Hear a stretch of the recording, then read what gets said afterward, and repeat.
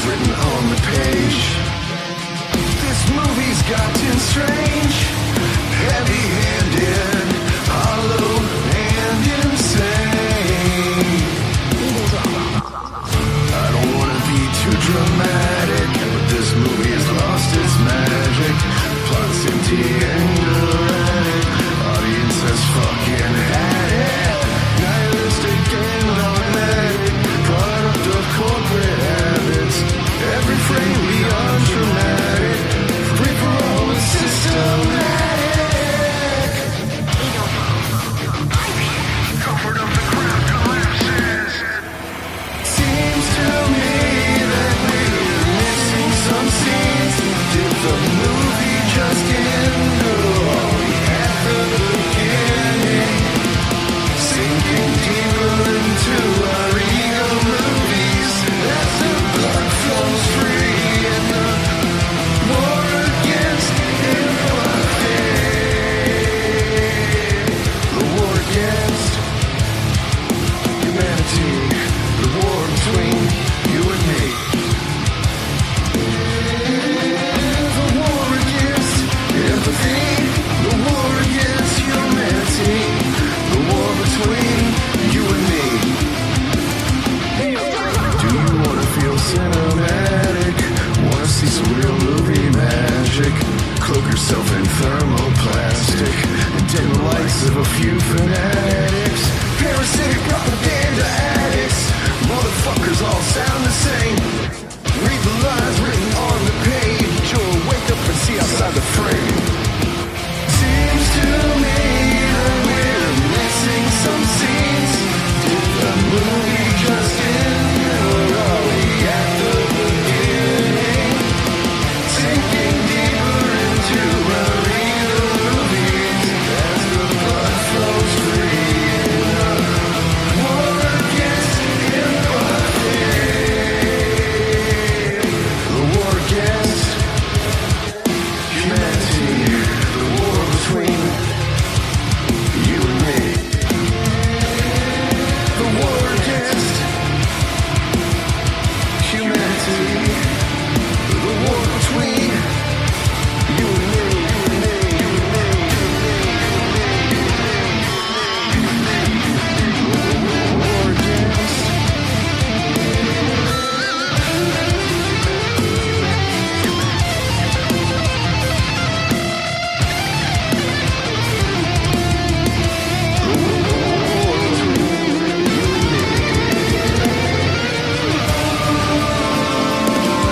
Missing some scenes.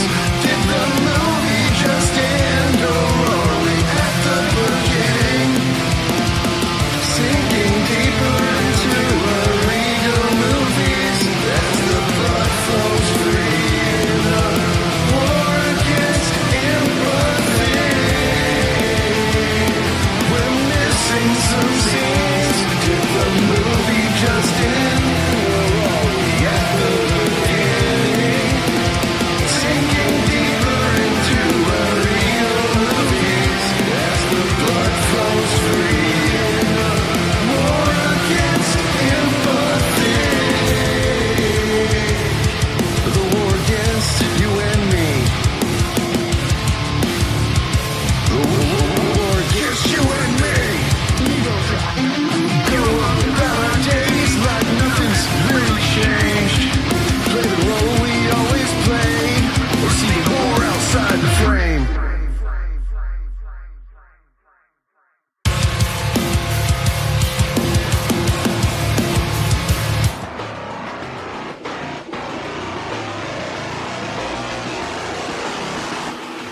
Hey, man.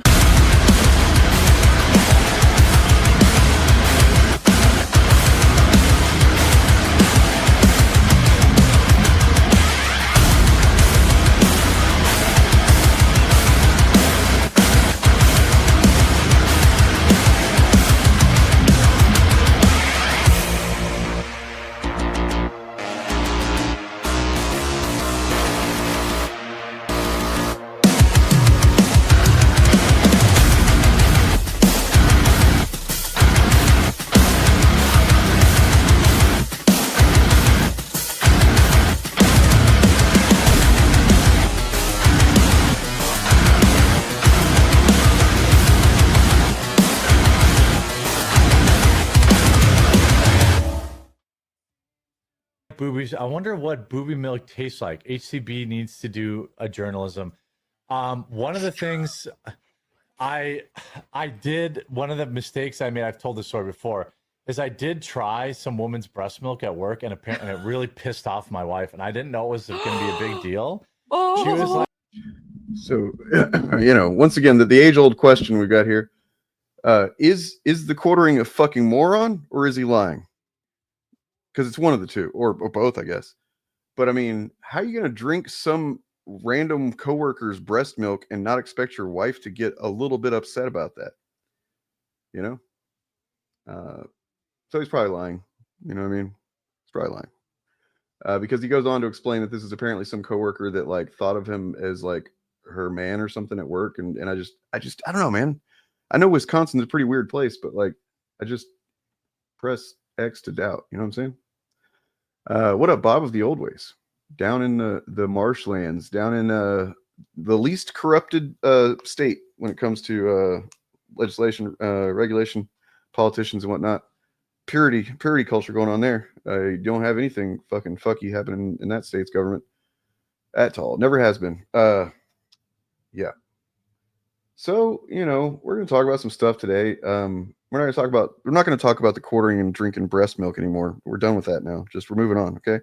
My name is Dane. This is Actual Fandom. This is LiveAF, Wasteland, whatever you want to call it. I don't even know what I want to call it. We got a lot to talk about, a lot that I want to say. So there's a lot of stuff about the political realm, specifically, what's actually happening in terms of the people that, I don't want to call them a government because they're not really governing, but like the people that have been, they've been voted into positions that ostensibly should have been a position of government, but they're not doing such a great job. So yeah, we'll talk about that. For example, this. Also, this is Thomas Massey, by the way. He spearheaded the Transparency Epstein Act that just went through and everything. So yeah, I'm going to say this here on camera because it's important. One of Kash Patel's staff threatened my staff with a criminal investigation if we didn't straighten up and play ball. I was going to ask you about that, but since you brought it up, and I didn't, I'm bringing it up. Okay, you brought it up.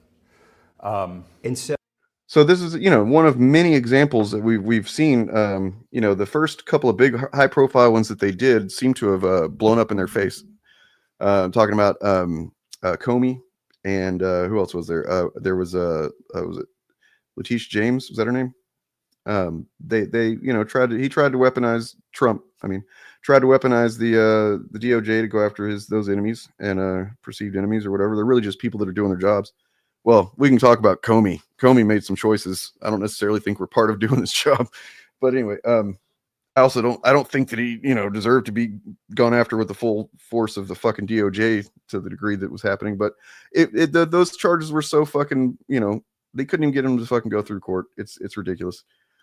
And then of course they brought on this junior varsity attorney to try and push this shit through. And it's like, come on, man, it's fucking amateur hour.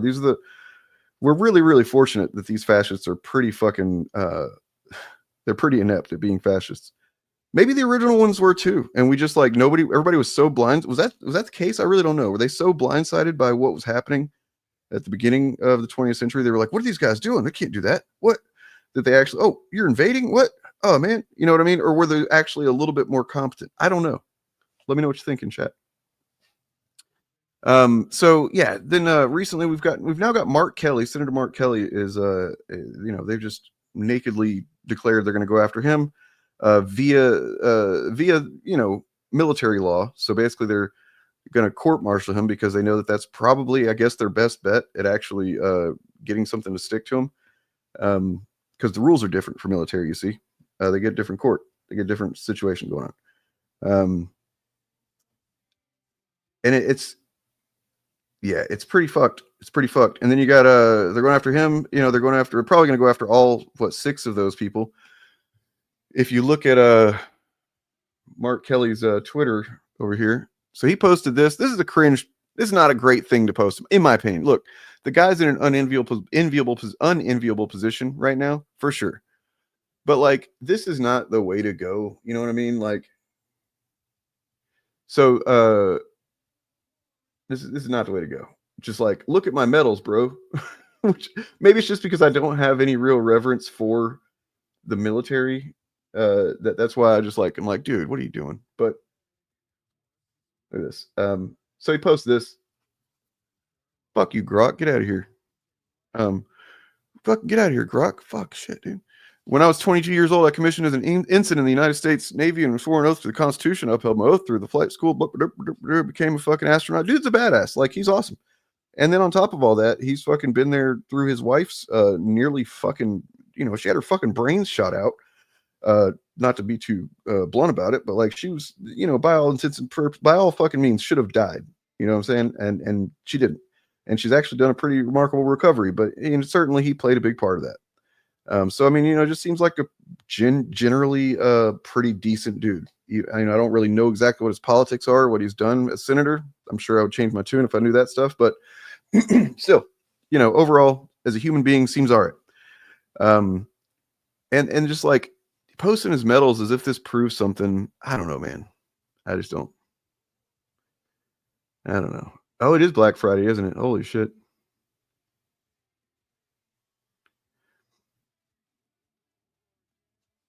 Yeah, the Epstein class striking from the shadows for sure. I think fascists are usually really weird. I mean, you literally have Soviet science, which caused a famine. Right, true. Yeah. Original fascists were all dorks. Yeah, we'll finish listening to Massey. God damn, Bob, you're always, look, whether you're on my show or not, you're like, come on, do your show better, Dane. God damn it. All right, we'll get back to Massey. Sorry. But you want to know the reason why I didn't want to spend too much on this video? Because do you have any idea who he's speaking to there? Do you know what outlet he's on? This also doesn't make him look so great. This doesn't make him look so great, as well as this is actually worse. He's on InfoWars. Like a criminal investigation having nothing to do. He said it was going to be a fraud. We're going to investigate one of your staff for fraud. Right. And he told another one of my staff this. If you guys don't straighten up, if you want to play hardball, if this is how you want to play it or something like that, this member of your staff is going to get criminally investigated for fraud. A very specific threat. So yeah, he is on InfoWars right there. That doesn't mean that he's, I believe what he's saying. And I believe what he's saying because there's been obviously several instances that where they've actually done this type of thing, this retaliatory thing. It's crazy. I haven't really spoken all day. I've just been kind of working on music. I haven't spoken. And now that I'm starting to speak, I'm like, blah, blah, blah, blah, blah, blah, blah. It's kind of weird. It plays well with the normies. I'm sure you're right. For me, it's just kind of like, signed cop at birth energy. Yeah. There's that. So, I don't know. There's a lot going on, guys. How do you guys feel about the fact that it is confirmed now that we are essentially a satellite nation of Russia? What do you feel about that? Our president is not Donald Trump. It's not even, it's not Stephen Miller, really. It's not Vought. It's actually just Putin. Can you believe that? It's confirmed now. There was a leak from those unaware. I'm not sure how much attention this shit is getting because it crazily wasn't the most prominent thing I saw on my YouTube feed anyway. So I don't know how much it's kind of going around. But there was this leak. Someone leaked, probably an intelligence official from somewhere, leaked the phone call, or at least one phone call that what's his name, Steve Witikoff or whatever his name was. He's the envoy to Russia, special envoy. He was having a phone call with some Russian dude that works under Putin. And all right, you know what? Then I need to get it. I'm going to get instead of just telling to you word of mouth, I'm going to grab a news source for this. So in the meantime, though, check this out. I've stated in my crusade against The Walking Dead, I've met a number of allies, like Tyrone Magnus Lyncher. Don't woke it up, don't woke it up, don't woke. That's a good boy, Tyrone. It stands to reason that I also gain my fair share of adversaries. One particular thorn in my side is a black YouTuber, TH3 Birdman. I'm assuming he's black because he couldn't even spell his own username correctly. That name is straight fire, he must have thought to. I discovered Boo's banter with this first video that he did about Critical Drinker. I just didn't think that his, honestly, like I honestly believe that I know several people that could do a kind of a better satire and even impression than this. So to me, it's just like, oh, okay, so this guy's the one that he's a guy that actually committed to doing it, huh? I mean, Little Movie Perp, going back quite a long time on my channel, did a pretty good impression. And then let's see, Ed, Pop Counterculture did a pretty damn good one. You know, so it's like, okay, I'm glad that somebody's doing it, I guess, but you know, it's just I didn't feel like it was that impressive, but you know, and then sometimes it seemed, I know that he's doing racism in this video and others that I've seen because that's what Critical Drinker is about, but it feels like he's enjoying it a little bit too much, if I can say that. I don't know this guy. I don't know anything about him. I'm sure he seems to have probably the right ideas in his head and stuff about, you know, what's going on with Drinker and things like that, what's wrong with him and his content. But then whenever he makes a couple of jokes here from the the drinker's perspective, whatever the fuck it is, it seems like he's going a little bit like it's not even funny. It's just like, oh, that's just a racist stereotype you're saying. Okay. Am I supposed to think it's funny that that this character is saying the racial stereotype, or is the racial stereotype funny to you? I don't know. I really don't know. Himself, you better axe somebody. He apparently started out as a competitive street. Who's the butt of the joke is what I'm wondering, right? Like, let me ask you a question. Who's the reference about? Is that making fun of? Because I don't know if I've ever heard Critical Drinker say that. If that was a well-known Critical Drinker thing, then that would be like, oh yeah, he's fucking making fun of that. Like in a bit here, he makes fun of he seems to appeal to the fact that Drinker doesn't know the difference between countries in, you know, Asia, and so he kind of, yeah, but I don't know, man. I don't know. Yes, so, okay. I didn't know that he'd said axe and like literally done that kind of thing. I mean, I'm not surprised by it. I just hadn't heard it. Fighter player with Blanca as his main, probably because he's so anti-white.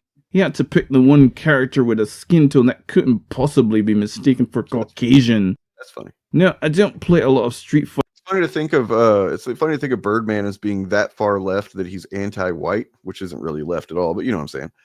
From a Chud perspective, when he's, you know, really not as far left as basically almost anybody else that in you know, in our kind of a sphere.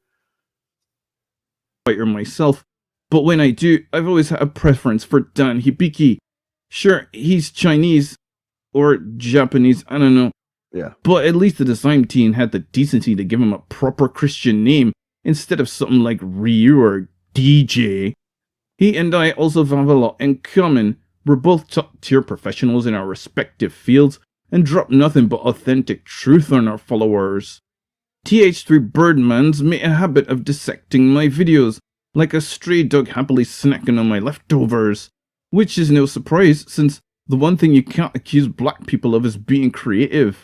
Obviously, since I'm a perfect specimen of white male supremacy, there's no flaws for him to find in my content. I mean, he had the audacity to say I contradict myself in my Thunderbolts asterisk review. Didn't you just complain about pointless exposition? Now you're asking for more of it? Sneaky, sneaky. Listen, just because I accuse the movie of lacking exposition, then turn around and complain when it does provide some information, doesn't mean I'm being contradictory. Go learn what that word means, man. He also enjoys calling me a grifter, claiming that I deceive my audience by only saying what they want to hear and jumping on the anti-woke bandwagon. The only evidence he could provide for this is when I claim there's nothing appealing about the chubby Elena as the Black Widow BBW, even though in my review of Black Widow, I stated that she was my favorite part of the film. Really grasping at straws there, TH3? And yeah, I did say that Eccentric is poorly explained, even though a large portion of the runtime is dedicated to how he came to be. All right, you guys ready to? I got the full transcript of this this call that was leaked right here. This is oh, it's in Destiny's subreddit. Cool. I never go there on purpose, but I end up there semi regularly.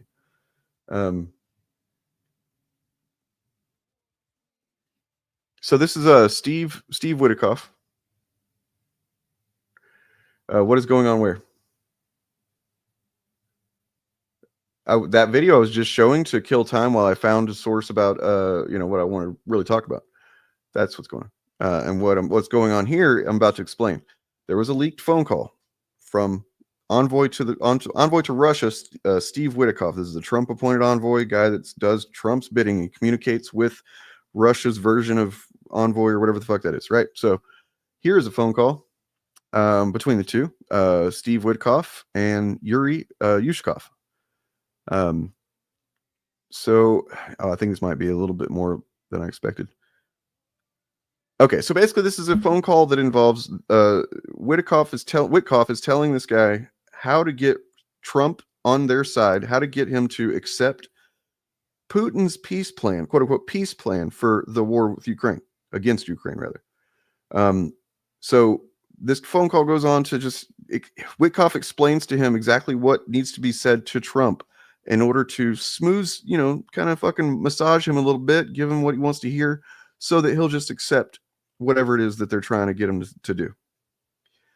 Essentially, I mean, in pretty literal sense here, Putin is writing our foreign policy, at least in this example, because not much longer after this phone call came out, when the reason this phone call was leaked, by the way, and was an intelligence officer of some, I don't know who it was, but whoever it was felt that this was important enough to risk their entire career, risk possibly prison time, being called a traitor, of course, by Trump and whatnot, to leak this because something was fucked up about this whole thing. And he was right. They were right. This is proof that,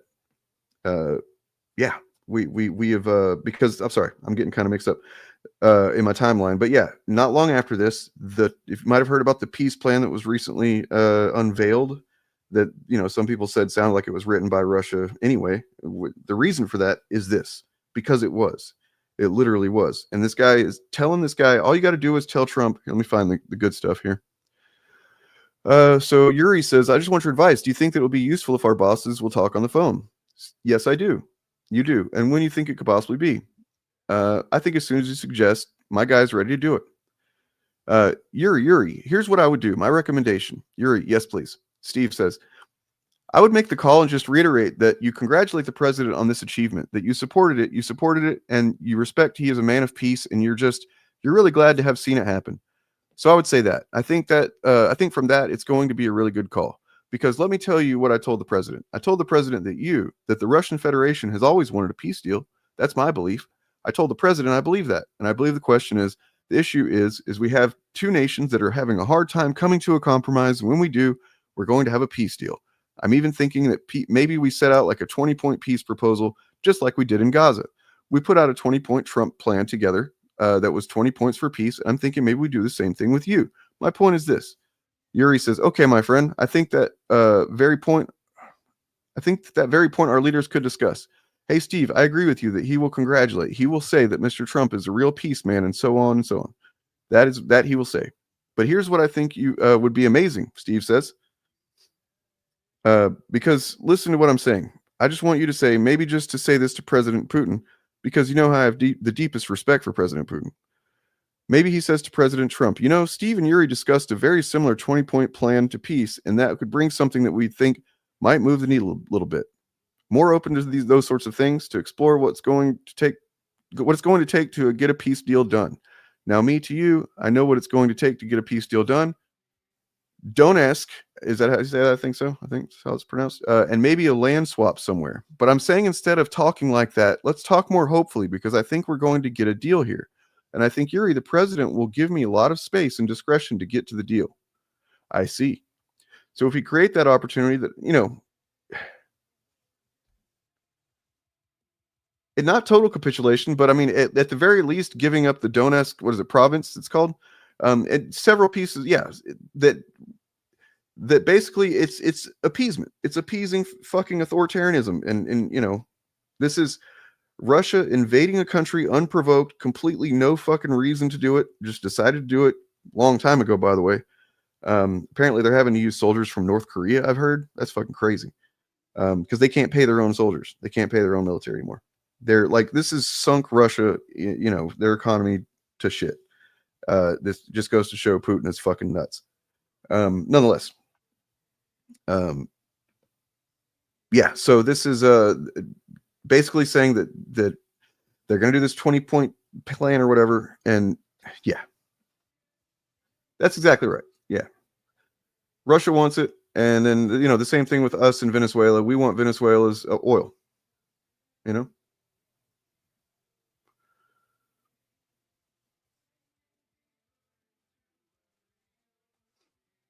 Yeah, that's only the beginning. That's right. That's why they can't give him anything. He should not be allowed to take a goddamn thing, because all it is rewarding him for all the shit that he's done, all the fucking death and the misery that he's created for both countries, Russia and Ukraine, for the last 5 years. Is that right? 5 years? 3 years. Whoa, I haven't heard about that. That's crazy. Jesus Christ. So yeah, you know, and then yeah, so I got your advice. So I discussed that with my boss, and then I come back to you. Okay, Yuri, I'll speak to you soon. Great, thank you so much. This is literally, if you're not aware of how these types of negotiations should go, especially with Vladimir Putin, because he's a special case, because he's former fucking KGB. He is everything he does is to manipulate situations and circumstances and people to his own advantage. And this is like not even trying to defend against that. You remember when Obama met Putin? Does anybody remember that? And he walks up to him, and Obama gives him real fucking. He shakes his hand, but he's got this fucking stern look on his face. He's kind of looking down at him, his little ass, you know, like, motherfucker, you know, because I think it was after the invasion of Crimea or whatever. So yeah, Obama's looking at him, and he has the right attitude. You can't fucking just capitulate to these people. You can't just like literally roll out the red carpet for them, but Trump has. Now, we're going to get to the reason why this stuff is, yeah. I mean, it's clearly fucked up just in a vacuum, just in what we already know here, that it is fucked up, that this is something that took place where the peace plan that Trump put forward was literally written by Putin, handed to him, and then he presented it as if his people made it up. That is just a stunning fucking, yeah, this Steve Witkoff guy, it's very successful fucking plan. However we got here, however we got there, I don't know. But yeah, the tan suit, man, that was crazy. God damn it, Bloomberg, shut the fuck up. God damn it. I fucking hate fucking trying to read news anywhere nowadays, man. God damn it.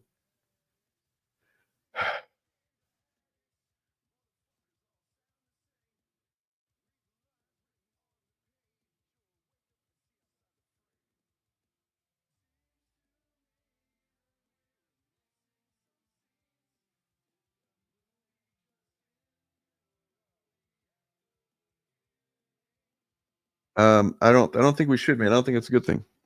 I'm not good at all, actually. So check this out.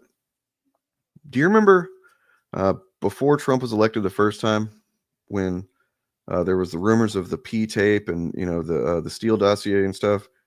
And it was like, oh man, that's, you know, I even kind of dismissed that to a degree. Yeah, it was fun to think that might exist or whatever, but like, you know, that's kind of crazy. That's a pretty crazy thing to just actually exist, right? Well, but then what was mentioned in these Epstein emails?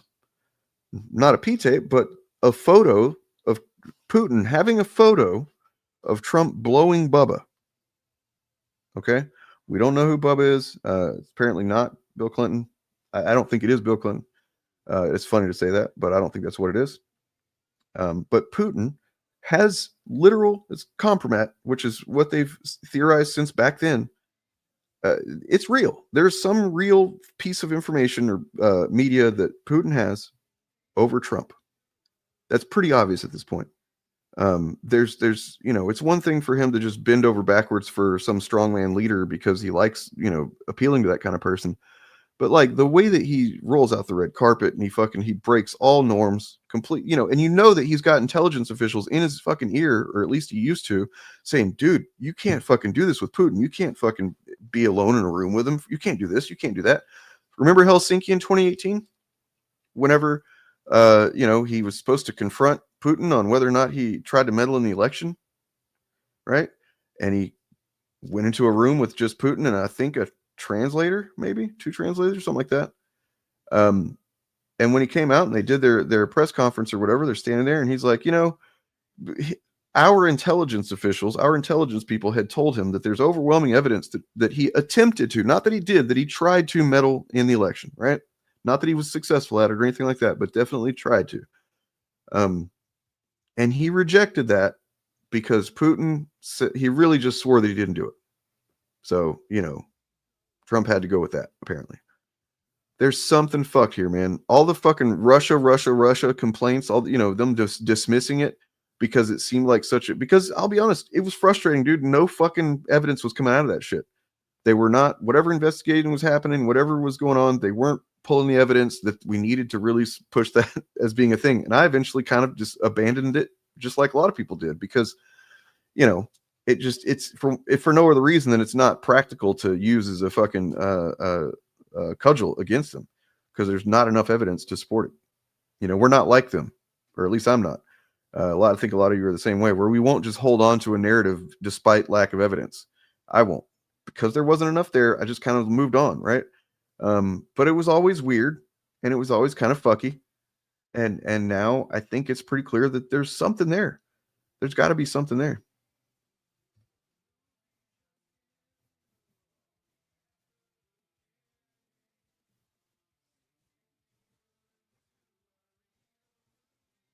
Yeah.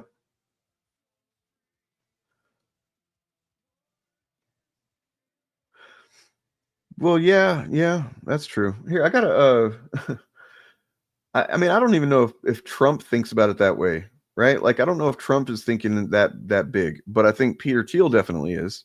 I think JD Vance definitely is.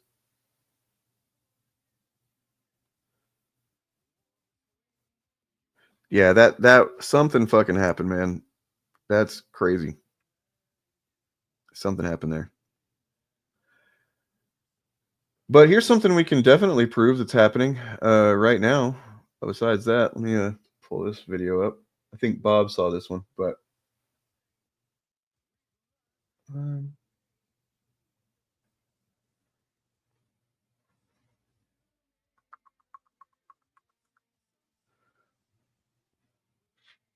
God damn it, Gordy, you have bad timing, dude. Dude sleeps all day, and then I get in here and I start streaming. He's like, "Oh no, I want to get out. Can I get out?" Beating on the door like a fucking crazy cat.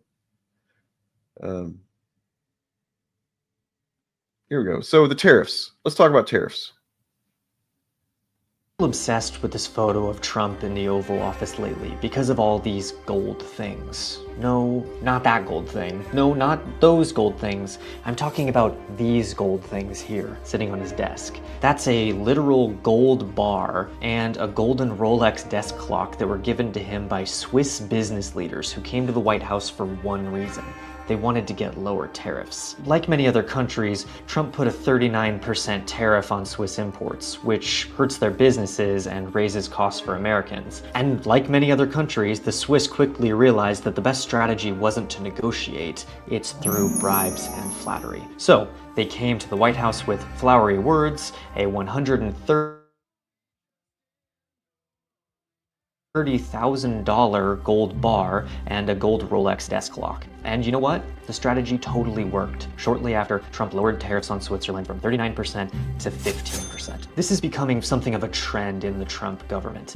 Like when Tim Cook from Apple came to the White House to meet with Trump and give him this gold thing. And shortly after, Trump announced an exemption on tariffs on smartphones and computers, saving Apple billions of dollars. Or like when the United Arab Emirates agreed to invest $2 billion in the Trump family crypto business, World Liberty Financial, which directly enriches Donald Trump, and in exchange, they were given access to the United States' most advanced AI computer chips. It's pay to play. This is how the Trump White House works now. Trade policy doesn't have anything to do with the economy or making our lives better. He just creates a crisis, waits for a bribe, fixes the problem, and then pats himself on the back for making a deal. It's a great way to enrich himself and collect a lot of fancy trinkets. Meanwhile, the cost of living is out of control, food prices continue to rise, all thanks to the crisis that he created.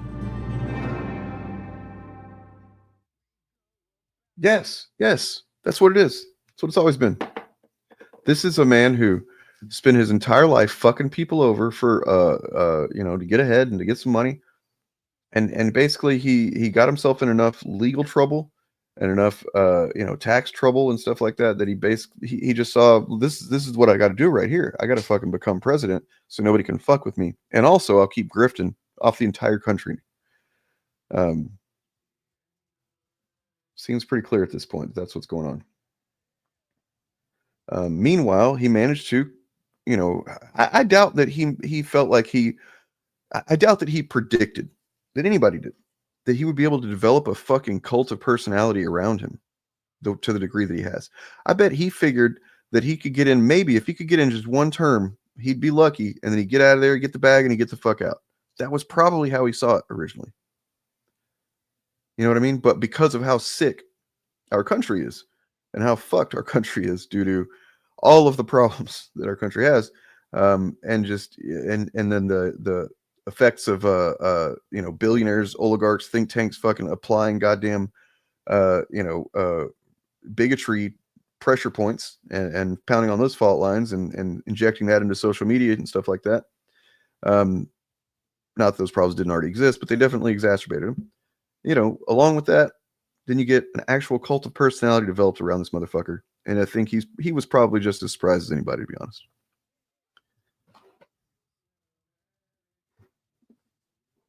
Yes, that's how it's been done. That's how it's been done. Steve Bannon truly sucks. You're right. I mean, I guess he would be the second person most responsible for this whole thing after Trump, right? Like, as far as people who literally made it happen on purpose. Maybe even more than Trump, because Trump couldn't have fucking got into office without Bannon. What a piece of shit Bannon is.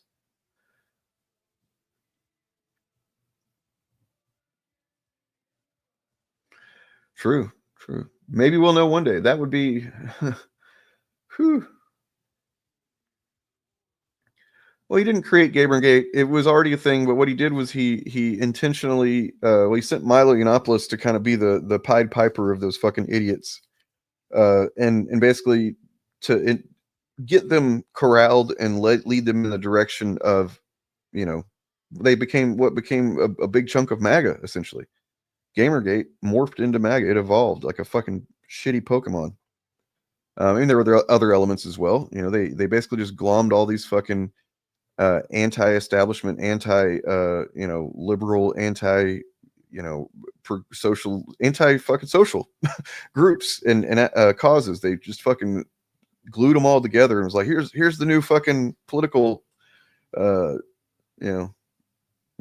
whatever. Yep. I think he's in there the second most after Trump, right?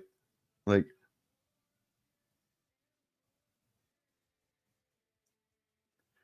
so I mean, they seem like they were buddy, him and Bannon, but like, if Bannon was really working for Trump kind of thing, do you think that he might have been, you think he might have killed him? You think he might have?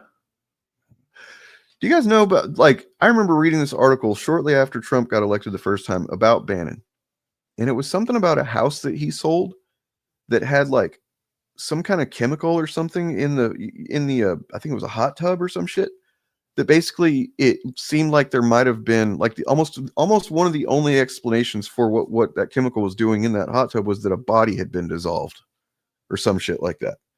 And this was just like it just was a thing that was talked about for like a day in some outlets and went away. Like Bannon was up to some weird shit.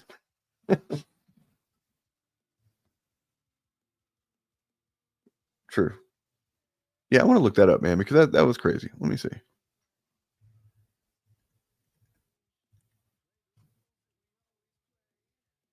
Yeah, here we go.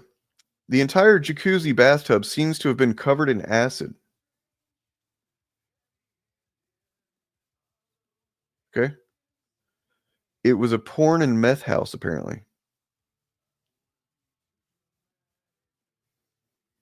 Okay, so this is an I found an interview with the guy who lived in this house after Bannon. When award-winning underwater cinematographer Lawrence Curtis moved into the lush Coconut Grove neighborhood of Miami, he had no idea the house he was renting would become a national story. But that's because he didn't know the prior tenant was Steve Bannon, advisor to Donald Trump's presidential campaign. Blah, blah. This is from 2017.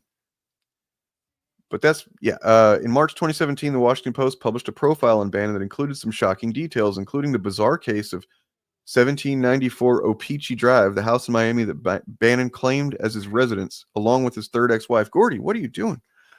The Miami-Dade Police Department's public corruption unit, launched an investigation into whether Bannon had fraudulently registered to vote in that county. Bannon had signed the lease, listed himself as an occupant, and paid the rent every month. One of his colleagues, Arlene Delgado, testified that she had met with Bannon at the house on Opeechee Drive, which she described as my house, where she saw boxes, papers, and effects that indicated he lived there. They met. Gordy, what are you doing, dude? Jesus Christ.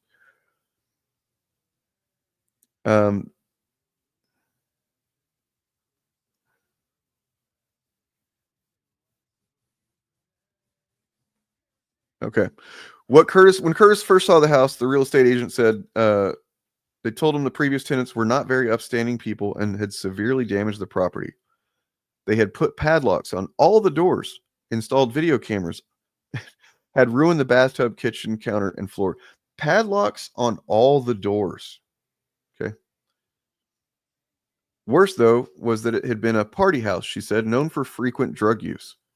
Carlos Herrera, who owned the house with his wife, painted a picture of what initially seemed to be a normal tenancy, but soon evolved into an almost daily parade of debauchery and drug use, including run-ins with the police. The conclusion is she was probably cooking meth in there. So this is Bannon's ex-wife that was probably cooking meth. It would have explained the damage done to the bathtub and kitchen sink.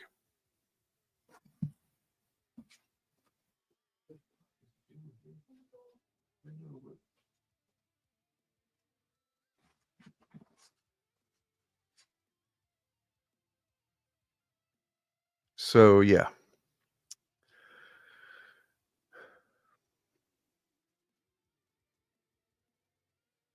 Man, this gets crazier and crazier. I can't believe that there was more to this. I just thought that the acid thing was never going to be just talked about again, but handyman who frequently worked on the property told Curtis he had personally witnessed women and men being filmed in the act of shooting porn. They were shooting porn. He described the buckets of chemicals and bags of trash and rags he had to remove. He spent hours scrubbing the master bathtub, which appeared melted by some form of acid. He suspected it had been used for making drugs. Curtis heard similar stories from the pest control serviceman. In fact, Curtis said he did so in an almost gleeful and boastful manner. The pest control worker described witnessing drug use each time he came to the house, even at early day hours. He told Curtis it would blow his mind to know what went on in that house. An unnamed male tenant, he said, who was a heavy-set man, offered him girls for sex and or drugs in lieu of payment, but he never accepted because he would lose his job. An unnamed male tenant, heavy-set, offering drugs and girls.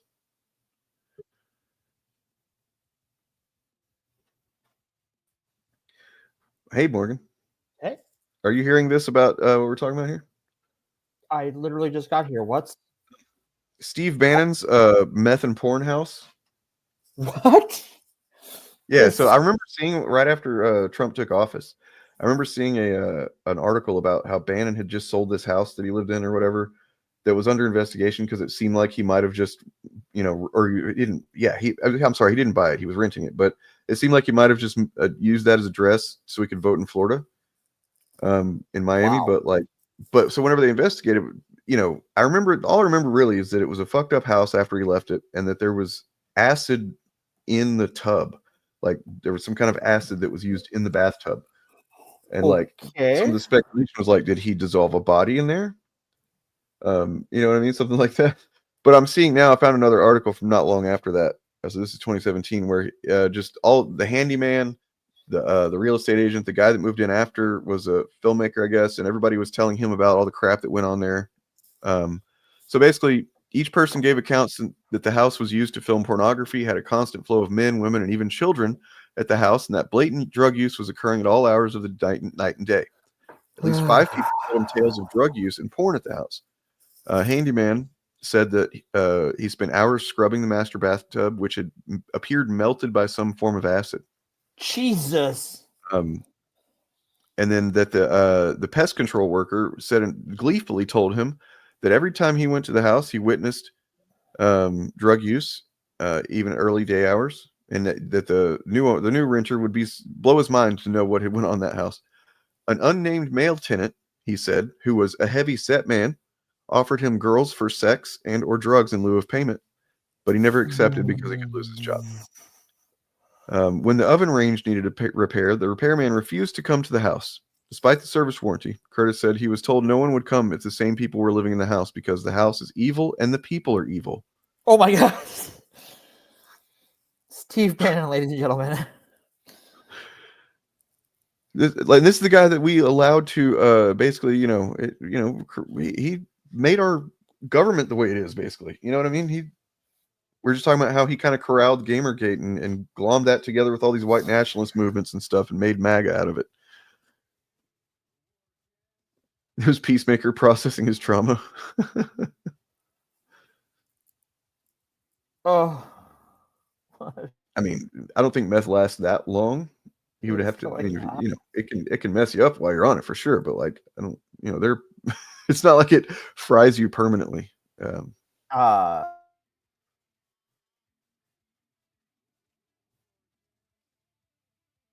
didn't know trauma was another name for meth. It is. So yeah. Oh, here we go. So this is actually, look at this crazy shit. There's a evidence of the meth.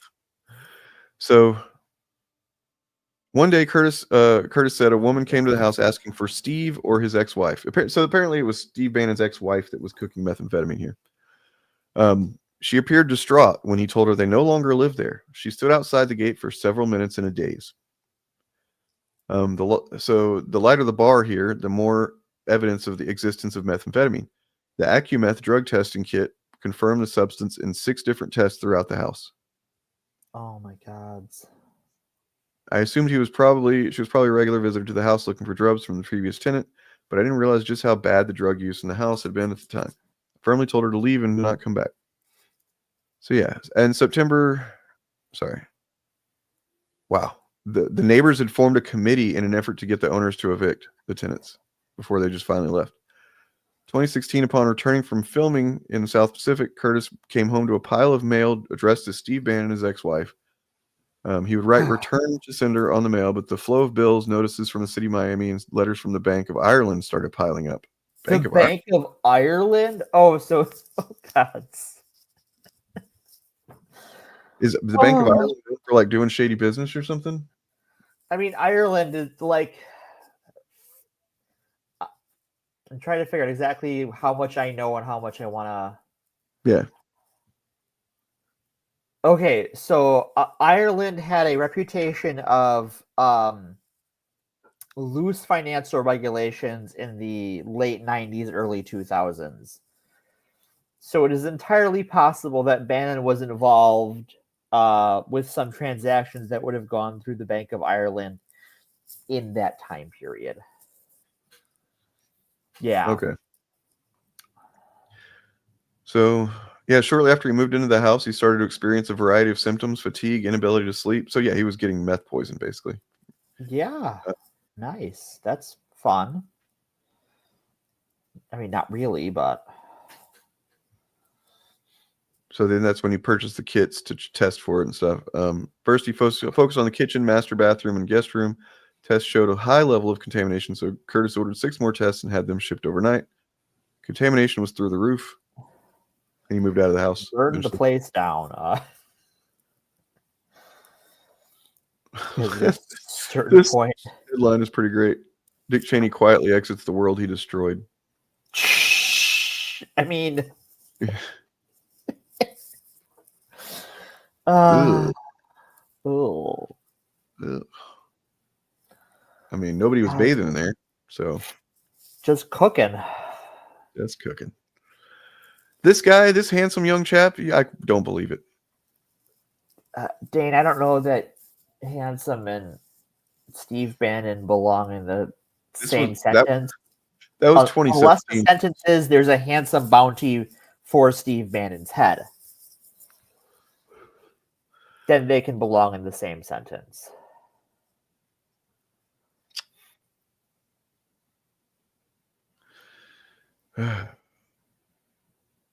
That's crazy. Somehow Cheney will return Bobbert. Don't speak that evil into this world. So have you managed to get a look or listen of this Witkoff transcript or a leaked call? No, I have not had a chance to. Well, let's see what we got here. I wonder how it sounds in its original Russian, though. Yeah. I mean, probably like Russian people talking, or like a Russian guy and an American doing Russian. Yikes. So what's interesting also on top of that is what so basically what it is a leaked call that seems to must have been someone in intelligence leaked this. Which if an intelligence official is leaking something like this at the risk of their job and their freedom, it's probably a pretty big deal that they've compelled to do so. And it is, because it just there's not even in literal terms, Putin is writing our foreign policy proposal to Putin about Ukraine for a 20-point piece. This is not the first time this has happened with these 3 countries, even, right? With the United States, Russia, and Ukraine. This happened the first go around. So we got what we paid for, which is a Russian asset. Yep. And I don't even know what we can, this is something NATO has to handle, right? Like the US can't really, there's not a court that can stop this, right? Like this is just America fucked up. Here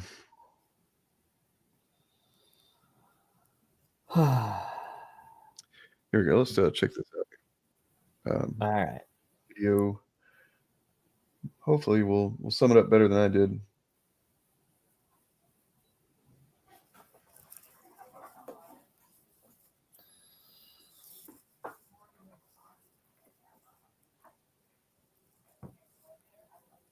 New step for negotiations to end the war in Ukraine. U.S. President Donald Trump has announced that he is sending his envoy Steve Witkoff to meet with Russian President Vladimir Putin next week in Moscow. They will discuss Trump's peace plan for Ukraine, which is widely seen as echoing Russian demands. In a virtual meeting between Ukraine and its allies, President Volodymyr Zelensky signaled support for the proposal, but said that sensitive issues need to be addressed with President Trump. Now, despite talks progressing, Russia launched a massive drone assault in Ukraine's southern city of Zaporizhia, injuring dozens. Authorities say that more than 30 apartment blocks were damaged. Let's bring in Nick Connolly in Kyiv and Rosie Burchard, who's standing by from Brussels. Nick, I'll begin with you. Trump says that he has instructed his special envoy Witkoff to travel to Moscow. This initial peace plan draft was largely seen as favoring Putin's demands. What does Ukraine expect now? Well, I think Ukraine is deeply suspicious of Steve Witkoff all along. It has been clear from Ukraine's perspective that this is someone who is very much interested in normalization of relations with Russia, come what may. That he doesn't really care about Ukraine's red lines, isn't very good on the detail. And now overnight we've had reporting from Bloomberg. They say that they received a recording of a call between Witkoff and his Russian equivalent, Yuri Ushakov, and there was basically nothing very unexpected there, but it is full of flattery on both sides. It's lots of Witkoff telling the Russians how to play Trump, basically how to tell him what he wants to hear, how to get the calls in before Zelensky manages to do so. I think that's not surprising, but I think from a Ukrainian perspective, it is still very fascinating to actually see those kind of suspicions about Witkoff confirmed that way, if these recordings turn out actually to be true. And I think it's also really interesting to think about who leaked that. Would that have been US intelligence community, people who are skeptical about Witkoff and what he's doing within the US, or Ukraine's European allies? That is all still unclear, but there is a lot of worry here in Ukraine today about what Witkoff might try and sign off on in Moscow without asking Ukraine. Rosie, meantime, we've had some statements coming in from European leaders, including French President Emmanuel Macron, who says that Moscow is clearly not ready for a ceasefire at this time. So how then are European partners now?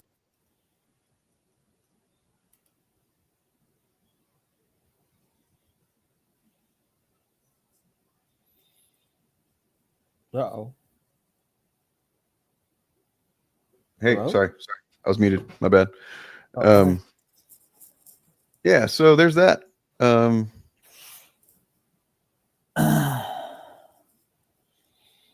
Speaking of Emmanuel Macron, isn't Candace Owen getting her pants sewed off by his wife? Who? What? Candace Owens is like in a legal battle with Emmanuel Macron's wife. Oh, I forgot about that. Yeah. That's crazy. Just like, and they didn't have to, Russia didn't have to pay her for that, as far as we're aware, right? It's not a Tim Pool situation. It's just Candace Owens is unhinged, as are all trans investigators. Well, so like the guy said there in that video, that was I think right after the thing had come out as being leaked or whatever. Like you said, maybe it's not real. It could, if it turns out to be a real thing. Well, I mean, who else would confirm it better than Trump, right? Yeah. And when he did confirm it, what he described it as is pretty wild. Let me find it here. This is I've seen this. Yeah. This is audio that Bloomberg has of Witkoff coaching the Russians on how to appeal to you. Well, I haven't heard it, no, but that's a standard thing, because he's got to sell this to Ukraine. He's got to sell Ukraine to Russia. That's what a deal maker does. You got to say, look, they want this. You got to convince them with this. That's a very standard form of negotiation. I haven't heard it, but I heard it was standard negotiation.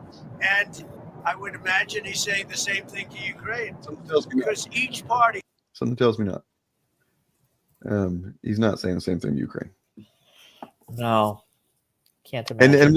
And does he actually think that this is a standard, negotiation tactic? Because I would believe that, because that would mean that he's just had people flattering him all his life to get what they want. That he thinks that is a normal thing, or is he just lying? It could be both, right? Yeah. I do think that, yes, his idea of what negotiation is that whoever has the best bribe wins. And we look at the things he's wanted from Ukraine to continue us arming them. It's been things like mineral rights. That's exactly what they want. He wants and the first go around in the Trump regime is he wanted the Ukrainian government to falsify intelligence reports to, this is the whole reason he was impeached the first time, right? Was because he asked Ukraine to make up facts to discredit his enemies so that he could, arrest them. So this is not even, like I was saying, this is not even the first time that Trump has lied or solicited bribes or both in this arena. Well, you remember when remember Helsinki in 2018, right? When there was the all of the, I've said this earlier, but like all of the evidence of attempts at meddling in the election. Trump, should have, as president, maybe said something to Trump. And I guess he did say something, but then whenever Putin was like, no, man, I didn't do that. He's like, oh, okay, I believe you. I choose to believe you. Yeah. That was probably the moment in hindsight. That was probably the first moment of like realizing the global fucking catastrophe that that presidency and this one would be. And yeah, like that was when Trump got up there and announced on a global stage that, hey, you guys nobody else you can't trust us anymore. The United States, you got to fucking start looking at us with the side eye. And I guarantee that the countries did. They started kind of viewing everything through that. Anyway. Yeah.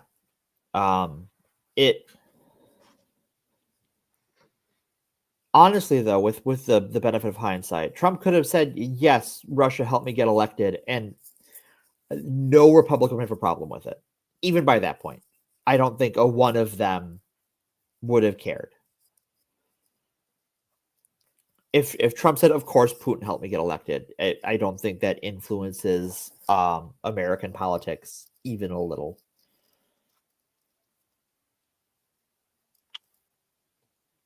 Yeah, so Putin's aide has now come out and said that this was done to stall the peace talks. And I don't think that that's really, you're kind of missing the point if that's the case. If you think that, but like, oh, by the way, also JD Vance and Marco Rubio were aware of this. Yep. At some point. I don't know if it was from the very inception of the plan, but they knew that they were going to be proposing a peace plan, quote unquote peace plan, which involved giving up the Donetsk, I don't know how to say that, Donetsk region. Yeah. Yeah, of Ukraine, as well as, other things that basically would have just rewarded Putin for his fucking unprovoked, disgusting war that's crippled both his country and Ukraine. Right. And keep in mind that for large swaths of these negotiations, Ukraine has not been involved. Right. Russia is not negotiating with Ukraine. Russia is giving us terms to give to Ukraine. We're a client state. Yeah, I mean, and what's frustrating is, like I was saying earlier, that as the investigations into the Russian ties started to happen, although somebody did mention in chat that what's his name, Manafort, he was found to be, working with Russia. He hadn't, I think it was that he hadn't declared that he had worked as a Russian agent. So there was that, right? But like, other than that, the more that there was investigations by the House and whatnot into the Russia thing, there just was nothing was turned up really. Right. Nothing substantive that would be like, aha. And so I think for me and a lot of other people, because we're not like them, we won't just hold on to a narrative because it helps us politically or whatever, despite lack of evidence. Everybody just kind of gave up on that. And that allowed Trump to start calling it Russia, and Russiagate and all this stuff. And they got all this fucking, they got a lot of mileage out of being able to make the left out to be and the Democrats out to be as crazy. They're just going after Trump for no reason. And then now, amazing what happens when you fire all the investigators. Yeah, it just becomes clear that there was something. There was a there the whole time. Yeah, there was always a there. Well, you think? I mean, the thing is Russia's broke. Well, they were.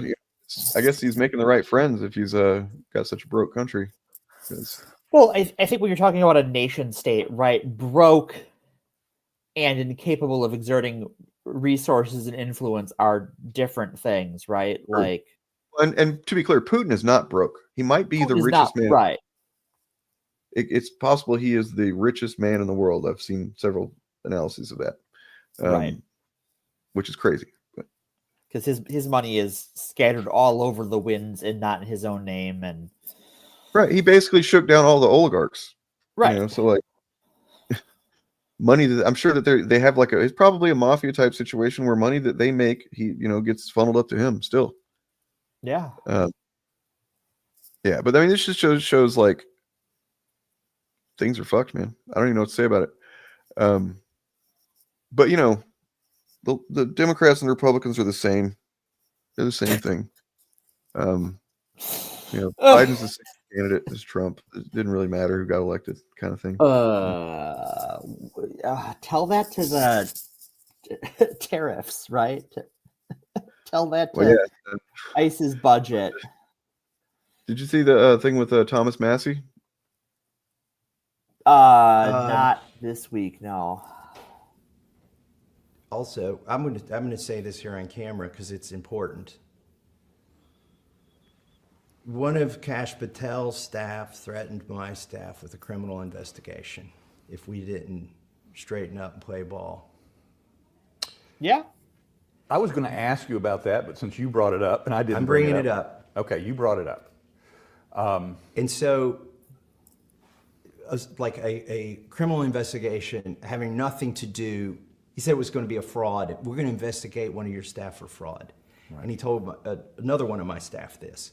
If you guys don't straighten up, you know, if you want to play hardball, if this is how you want to play it or something like that, this member of your staff is going to get criminally investigated for fraud. A very specific threat.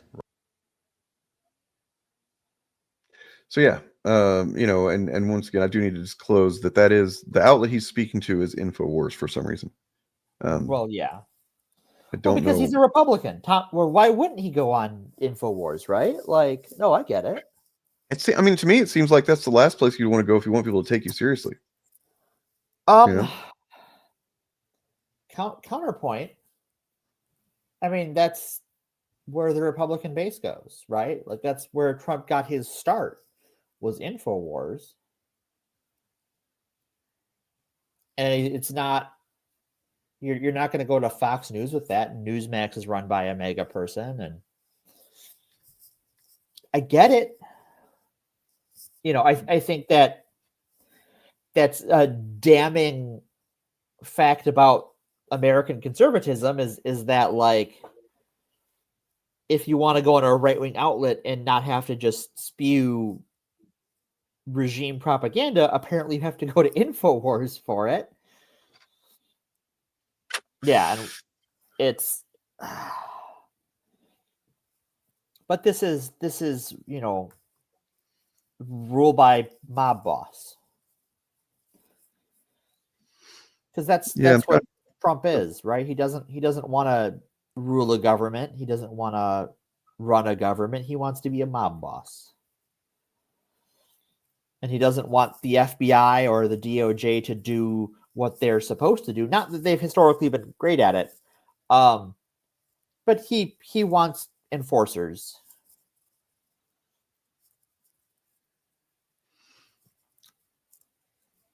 So I watched several videos this morning, and I wish I would have made note of what I saw what in, because I saw several clips of things that are relevant. And okay, so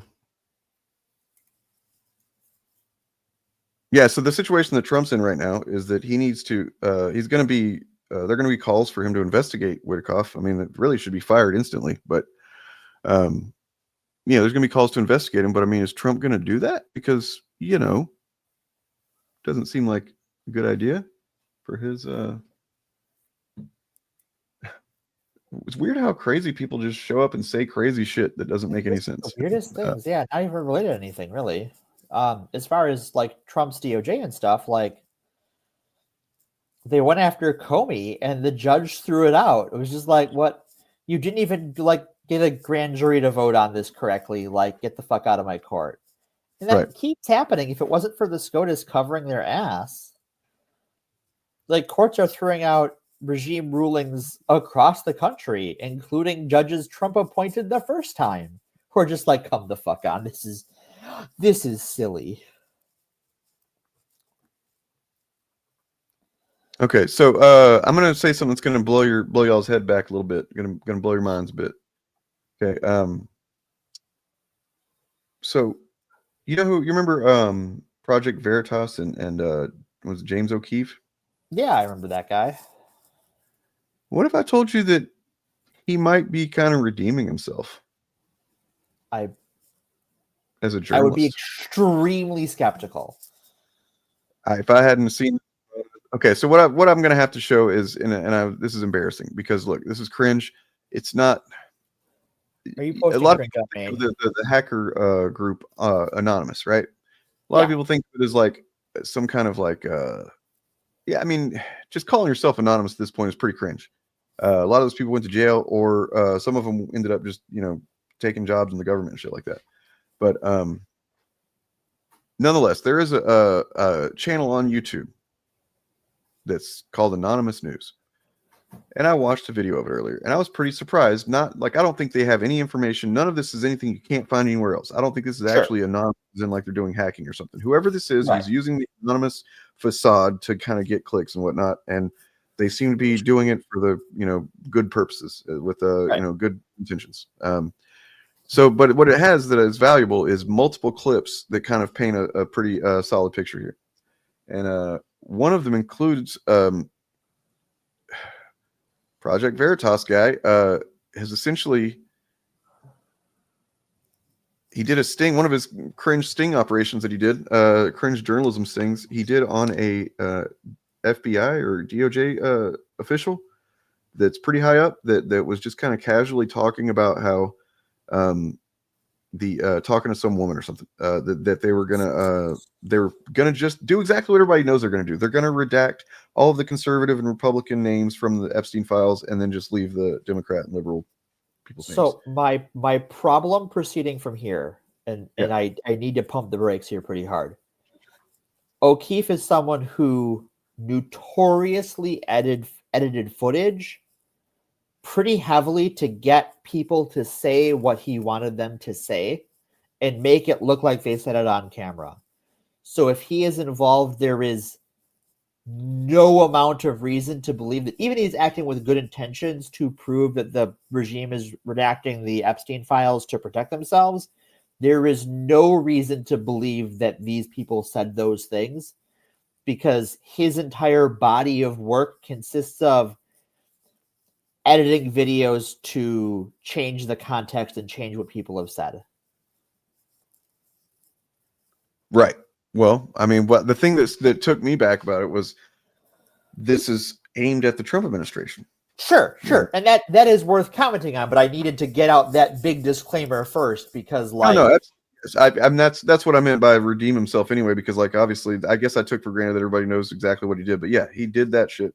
Acorn, right, doesn't exist. They tried to do it to, I think they actually, they had some effect on Planned Parenthood by doing something like that. Yep. I don't remember exactly what went down there, but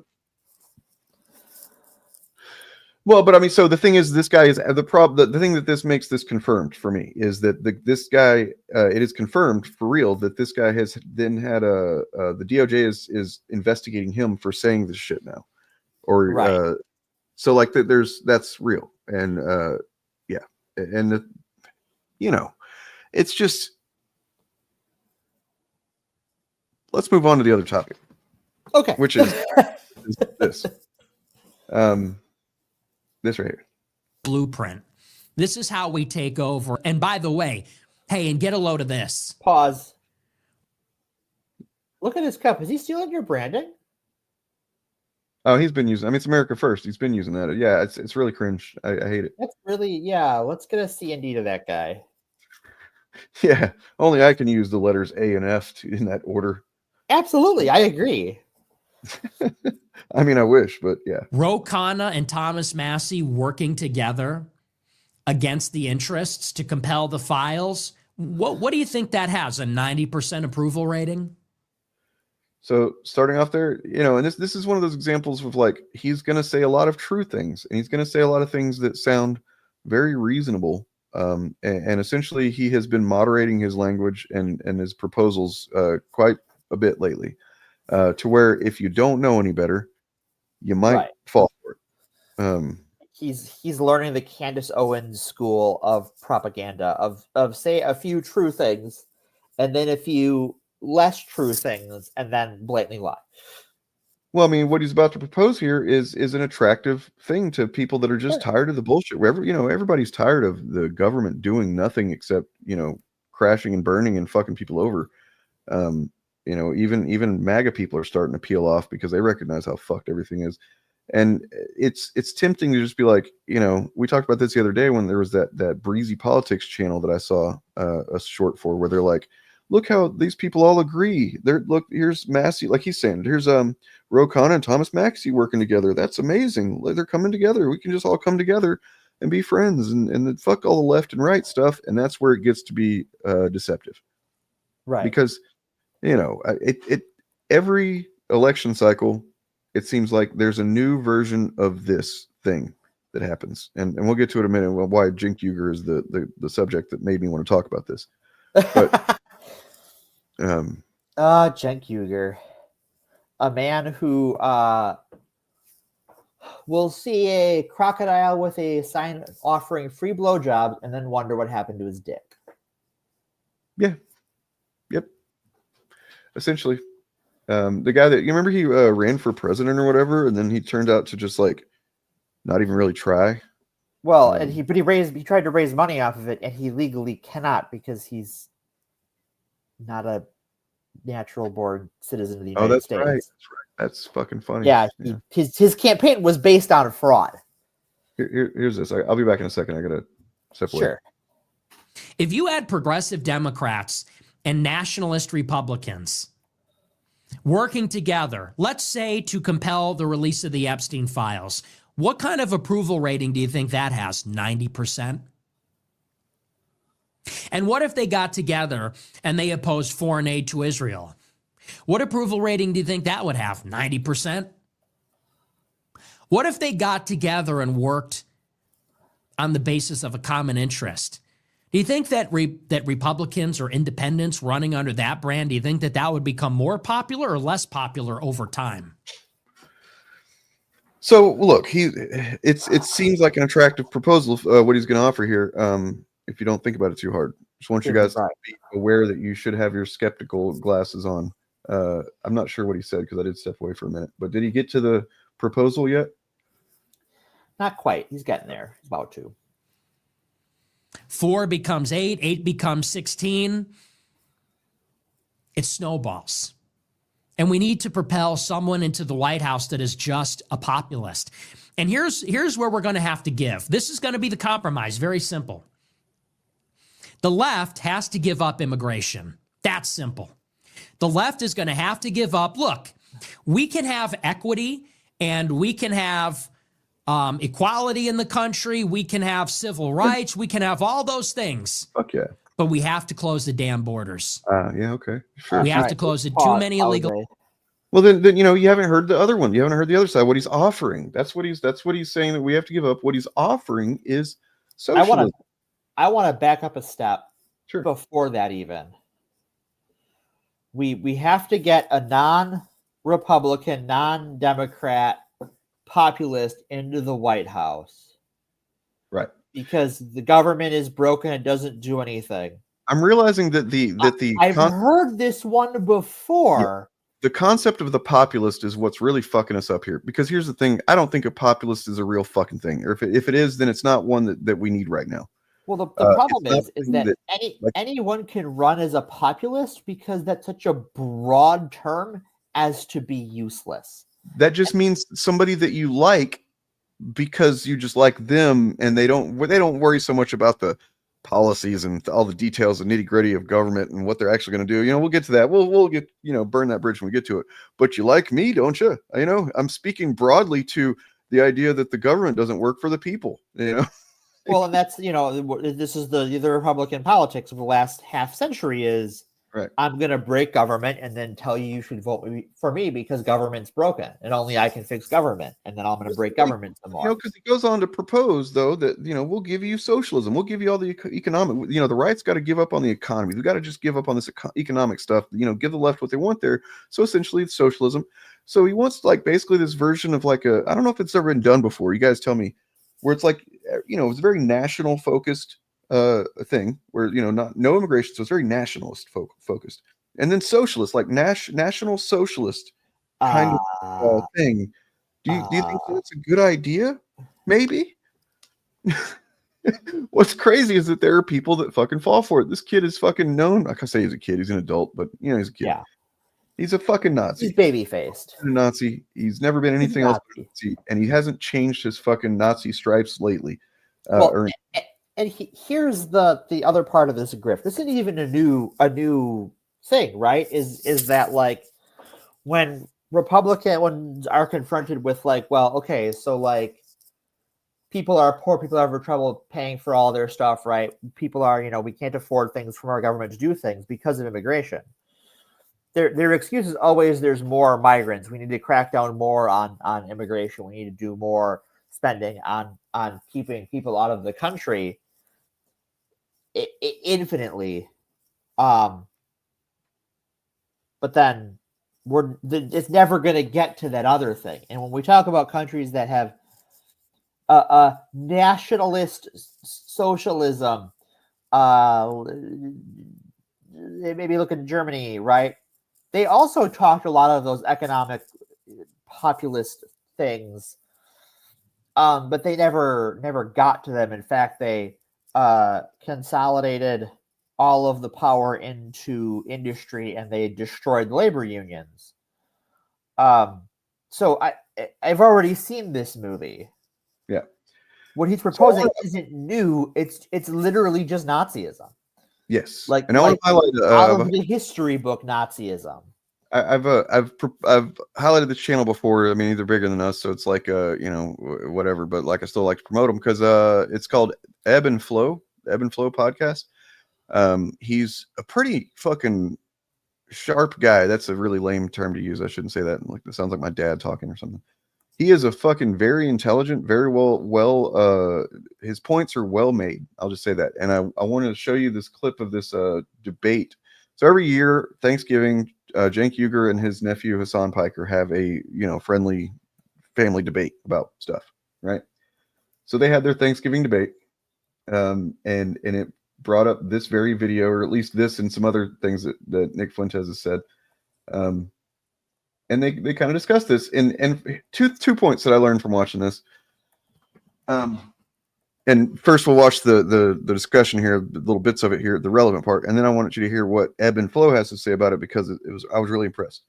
I was like, fuck yeah. But basically, for number one, this is a thing that comes around every single election cycle. It starts to bubble up to the surface where every couple of years, and it takes different forms, you know what I mean, where it's like people ostensibly on the left start proposing, like, essentially what boils down to, we got to just throw this culture wars. We got to lose the culture war, as it's called. We got to throw our LGBTQ plus and fucking POC. We got to throw them, and women. We got to throw them under the bus. Autistic people, all this shit. Anybody that's not just like a straight cis white man of normal, typical functions or whatever. We got to throw them under the bus so that we can achieve something. Like, I guess they're socialism, or I don't know. It's pretty vague. It always is pretty vague. Well. And this is what I've seen a term for this to be called slopulism, actually. And I think that's what we need to go with. But yeah, just hear this out real quick. Just before play it first, and I have a question about Cenk, but go ahead and hit it. Okay.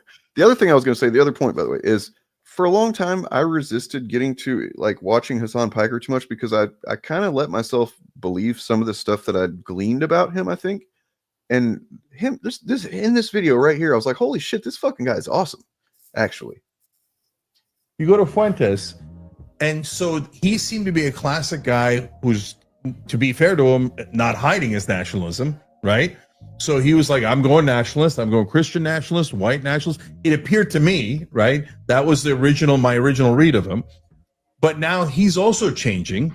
And so now I know we all cancel him to bejesus. And I mean, okay, Barry Weiss, if you're watching, which you obviously are, Holocaust denier. Right. So no problem. You deny the Holocaust, you say all these things. He's against race mixing. Well, yeah. I'm married to an Asian woman. What am I going to agree with that? Right. So obviously we're against all that. But even now he has realized that's not actually where his audience is.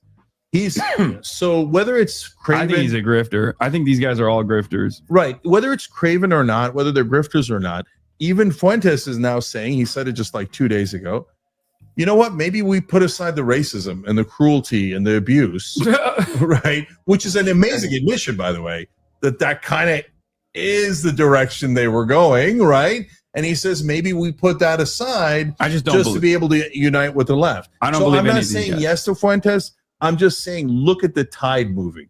The tide is moving towards populism because it's being driven by. Look at the grift adapting to circumstances is what it is. Okay, so Cenk, does Cenk think he's white passing? I don't know. Does I think maybe he thinks that he's in a certain income bracket, maybe that he can avoid any real repercussions. I don't know. When Cenk pushes back against the race thing, he goes, "Oh, my wife is Asian," and I'm like, "Well, he's Turkish, right? I'm not crazy," which Yes. would make him also Asian. Yeah. Well, yeah. So does he think he? And yes, the definition of whiteness is completely. It's Cenk. Okay, I am sorry. No, I mean I can say it until I see it, and then I start getting my brain confuses what I'm supposed to say when I see it spelled out. Yeah, but I mean, the definition of whiteness is entirely fluid and fungible and nonsense. But I don't. When in the history of ever have Christian nationalists and white nationalists not just rat fucked anyone they possibly could on the way who have allied with them because they believe the populist lie coming out of their mouths, right?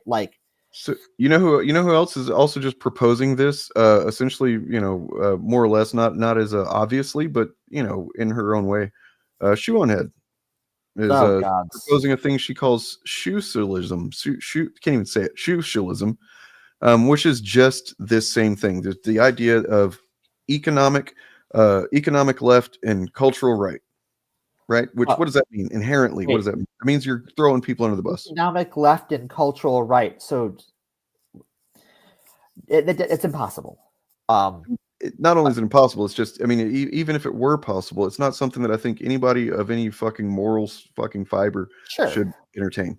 But I want to break down why it's impossible, right? So when you talk about economic leftism, you're talking about economic equality, right? How do you have that? How do you have economic equality when one of your founding principles is right-wing stratification of social classes, ethnic groups, other minority groups, disability, LGBT stuff, right? You can't have economic equality and rank the races. Those are not compatible. They're mutually distinct. As soon as you're like, well, these people are better, that means they're going to get better treatment, which means you don't have economic equality. Right. You can't have it. It's a nonsensical thing. I mean, it's like I watched a clip of a guy saying that he's a theocratic libertarian. And he was saying that, we need the country needs to have, far less government involvement, just less very small government, but also we have to repent to God. And it's like, oh, okay. Yeah, that doesn't make any sense, motherfucker. You are full of shit trying to sell that. So the repenting, the only way that makes sense, the only way is that if you personally believe you in your life are responsible for your faith to God. Well, he specifically says that we have to get rid of gay marriage. We have to, no more of the trans stuff, all that stuff. So he's giving that's not having small government. Things that government will be doing, engaging in people's lives and stuff, but also small government. It's just, I don't know how these people fucking, I mean, I know how they exist because there's people that listen to it and don't see the contradictions because they don't understand what they're listening to. Well, and I think when it comes to a lot of theocratic thinking is that their religion they consume it in such a way where they do not think it is ideological, and that its enforcement doesn't count as government activity because it's God's will. So that's not government, that's God. If government is carrying out God's will, it's still small government because they're just doing what God says. They're not doing government. They're doing God stuff. Shoe on Head is a fascist. I mean, I know that everybody, myself included, has danced around this for a long time because like she's been incredibly, I guess, successful at to some degree, unless you really dig into what she said and watch her content, which I never did. She's been able to kind of deflect it a bit somehow. But then I watched a chunk of her video recently about Mom Donnie and Nick Fuentes and how their popularity is basically the same thing. That these are people that are listening to the average person and their wants and their needs and stuff. And it's like, you're equating a Nazi with Mom Donnie, man. Like, I mean, sorry, no, I guess yeah. there's some thin layer of truth to the fact that people are speaking to sentiments, but I mean, the sentiments are not equal. The ideas are not equal. It's just more of more this fucking, left and right, it's all the same, kind of thinking where you're not applying any real analysis to the things that are being expressed here and what yeah. I'm speaking truth there, yeah. That Shoe's lefty gooners overlook a lot. That's true. Crazy. Also, yeah, she dated a mega chud conspiracy theorist. Now she's with a tradcath dude. She's married, I think, to a tradcath dude. Like it's just straight up. He's just straight up a fucking open fascist. You go look at her fucking social media. It's clear she's straight up on the right. She just doesn't like to admit to being part of MAGA or whatever the fuck. Maybe she doesn't like Trump. She's like Ezra Klein, where she doesn't want to own it. She wants the social benefits of not being on the right, but is very much on the right. That's what I didn't. Maybe I don't know as much about Ezra as you, but like I don't think that. I mean, he's definitely a fucking idiot, and I feel like he's afraid of I don't know, going too left or something. But like I didn't see him as being on the right, just only by accident, basically. I think you have enough accidents, and I no longer see the distinction.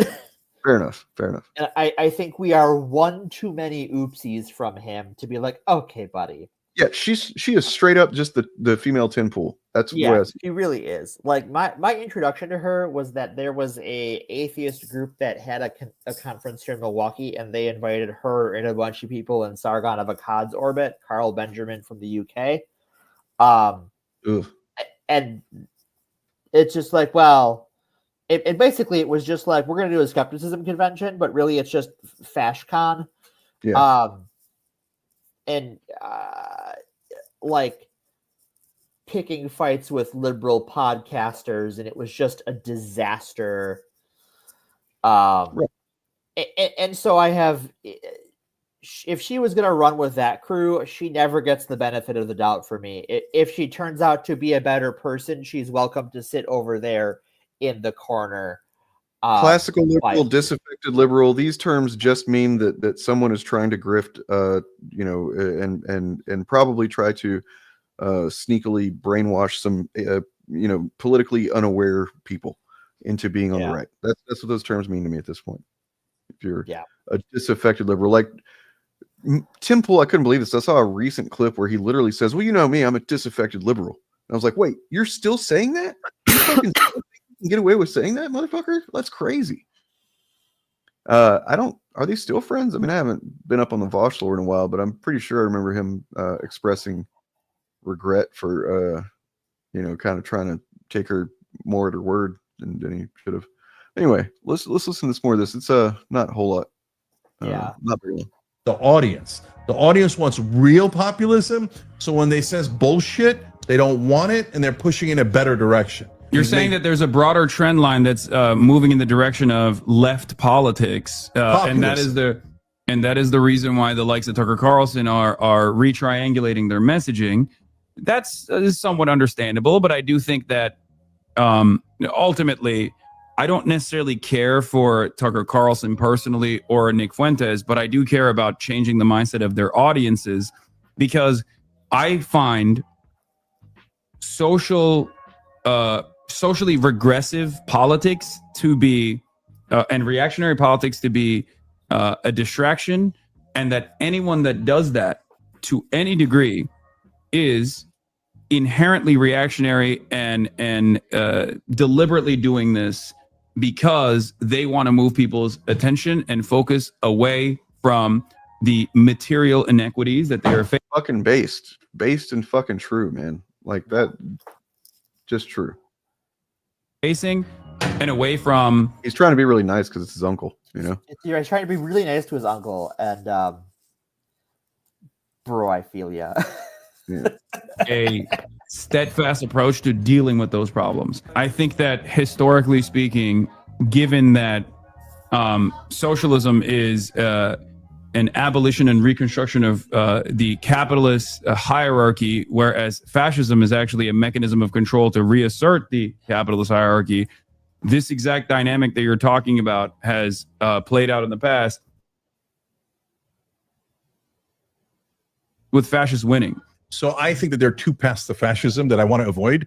And the way to avoid it is to fix the system. So number one path is people get so mad at the injustices of this current corrupt system that they go in the, Fuentes direction and beyond Fuentes, right? To whatever is beyond Fuentes. And so at that point, if that becomes popular enough because of suppression, and that's what's happening now, the Barry Weiss of the world are suppress, suppress, suppress. Don't let them breathe. Don't let them breathe, right? And so they're helping Fuentes and beyond Fuentes more than they realize. So that's one path to fascism. The other path is the path we're on now. This is the establishment is the path to fascism. Because what's going to happen next is Palantir. Palantir tested all their technology in Gaza. Now Larry Ellison and the guys at Palantir are saying we now know how to control a population. So they're going to bring that. I think it's kind of explained by his just by being a wealthy guy. Right. He's insulated from a lot of the consequences. I think it's why when these right-wing people propose this sort of deal with the devil, does he think he's not getting deported? I don't. Yeah, I mean, I'm his nephew, I believe, was born in New Jersey, right? But Hassan? No, Hassan, yeah. I don't remember if he was born in the U.S. or not. I think he was born in the U.S., but Cenk was not. We're crazy like that. Right? Yeah, it's just you don't get it, do you? You're like, oh, this is fine. This is a compromise.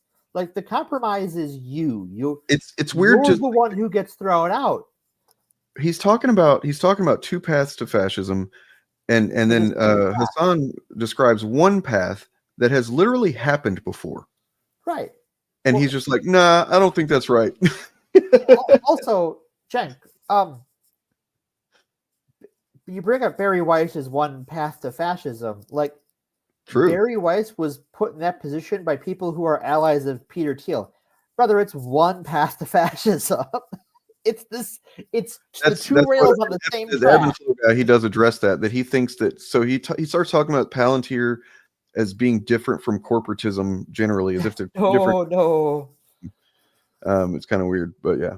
Two rails on the same track. If populists on the right or left don't win, or some sort of combination don't win in 2028, I just then don't the think Ellisons and the Peter Thiels and those guys, the Palantires, are going to turn this current establishment into a fascist establishment. I think you see what I'm saying? I think, well, one, I do see what you're saying. I think that we're already there in many ways. I think that the new iteration, the Republicans have already become a post-liberal party, and Donald Trump is doing that right now with the type of populism that you're talking about, with the sloppyism, if you will, where liberalism is. Well, I mean, I think it could go either way, because I mean, it is kind of notable that Nick Fuentes has gotten to where he is, where people are talking about him despite not being on a major platform for several years now. There is something to the appeal to certain people of something like that, where somebody's been banned on all the platforms and they're being suppressed. So and Barry Weiss is not suppressing anti-Semitism; she's suppressing pro-Palestinian sentiment and anti-Zionism. Yeah, that is not anti-Semitism, and that's a distinction that matters a lot. Just don't tell the ADL that, because they love going to bat for people doing Nazi shit, as long as it's... The ADL's really busy with their Mamdani tracker now, so just, they're all right. They got their hands, all these attacks that are going to be happening to Jews because of Mamdani existing. Been an abject failure, and that's the reason why one of the two major parties is basically I don't think he can be helped either. I mean, like he may not just go as brazenly hard at 1% of the population for no fucking reason the way that she did, but like I don't think that he's. I'm sorry, that's the wrong one. This one, but I don't think that he's can be saved or whatever. I don't think it's worth it. He just let him over there. You know, I'm glad that TYT as a network still exists because you got you've got what you call it. John Iadarola over there, as well as what's that other guy that's been watching a lot of his stuff lately. He's been covering a lot of comedy, stand-up comedy stuff and other cultural issues. So TYT, the fact that it exists and they still let people make content seemingly without any kind of, editorial oversight is pretty good. You know what I mean? I'm glad it's out there, but Cenk himself. I'm not worried about who can be helped, who can be saved, who's lost forever. Especially when it comes to the YouTube space. Like, unfortunately, this is a platform controlled by algorithms and audience capture and sponsorship deals. And so, as far as can Cenk be saved, can Anna be saved, it doesn't matter. Because if their audience were to like either they're chasing an audience or they're chasing a sponsor, and it's a tough rope to walk, and that's their bottom line and their business people. If you're not moral actors. I mean, my thing is basically if you're not centering, it's the same thing as what Hassan described, except from a different angle a bit of like, if you're not prioritizing protecting the vulnerable people of society, then you're not my pal, bro. You know what I mean? Like, and the way to do that, the way that you do that, the best way that I believe that we could get there is by lots more robust social safety net, essentially. Yeah. Well, I think if you want people to believe you, and I think this is why, like, you look at how people vote for Democrats and things that motivate Democratic voters. If you sell people out and you're running on a platform of we're going to make things better for everyone, but then why would anybody believe you? People under the bus as part of your campaign, no one will believe you. I mean, yeah. Why would they? You threw those people under the bus. It doesn't really matter who those people are, but I think you look at the turnout for Trump from certain Muslim communities and certain Hispanic communities. It was just like, well, why did that happen? It's like, well, Biden and Kamala, governed from the right on immigration issues and on Israel. Yep. And so that makes Trump, who isn't in office, the lesser evil from that perspective. And whoopsie, he was never the lesser evil. Pay more attention, but also Democrats, the fuck were you doing? Yep. Evolving beyond, and the other one is always in a consistent conciliatory or conceding tone towards. Thank you, Rick Strom. I think it's Strom. I think it's Strom. But yeah, he does some good stuff. I like him. Yeah, egg prices. How are those now? I'm pretty sure that we paid something like, I don't know, $8 for. Oh my gods. I mean, it was like a 64 thing of eggs, but still. Oh. It used to be like $3.50 or some shit. The other party that is restructuring itself as a fascist one. And my point is that the normal evolution beyond that point would be Tucker Carlson. I don't think J.D. Vance is going to lead the Republican Party in the future. I think Tucker Carlson. I think it's going to be the Tucker Carlson that leads the party. But I don't think. But do you think Tucker Carlson is going to go in there and actually fucking take out Palantir and corporate capital? I don't. What? I do not believe. No, those that are two at different all. things. Two different things. Palantir and corporate capital are different. I don't think Tucker Carlson does that at all. Yeah, so this perspective he has on Fuentes and Carlson, it does fit into this worldview that he has been proposing ever since Trump won the second time, basically saying that it's time to find ways to cooperate and collaborate with the right, particularly on this issue of economic populism. So, in other words, to focus less on the social issues that have riled people up and allowed Republicans to make themselves seem more attractive to people, and to focus more on the economic issues that historically both parties, but especially Republicans, are completely incapable of delivering as a way of pulling people back to a more leftward position.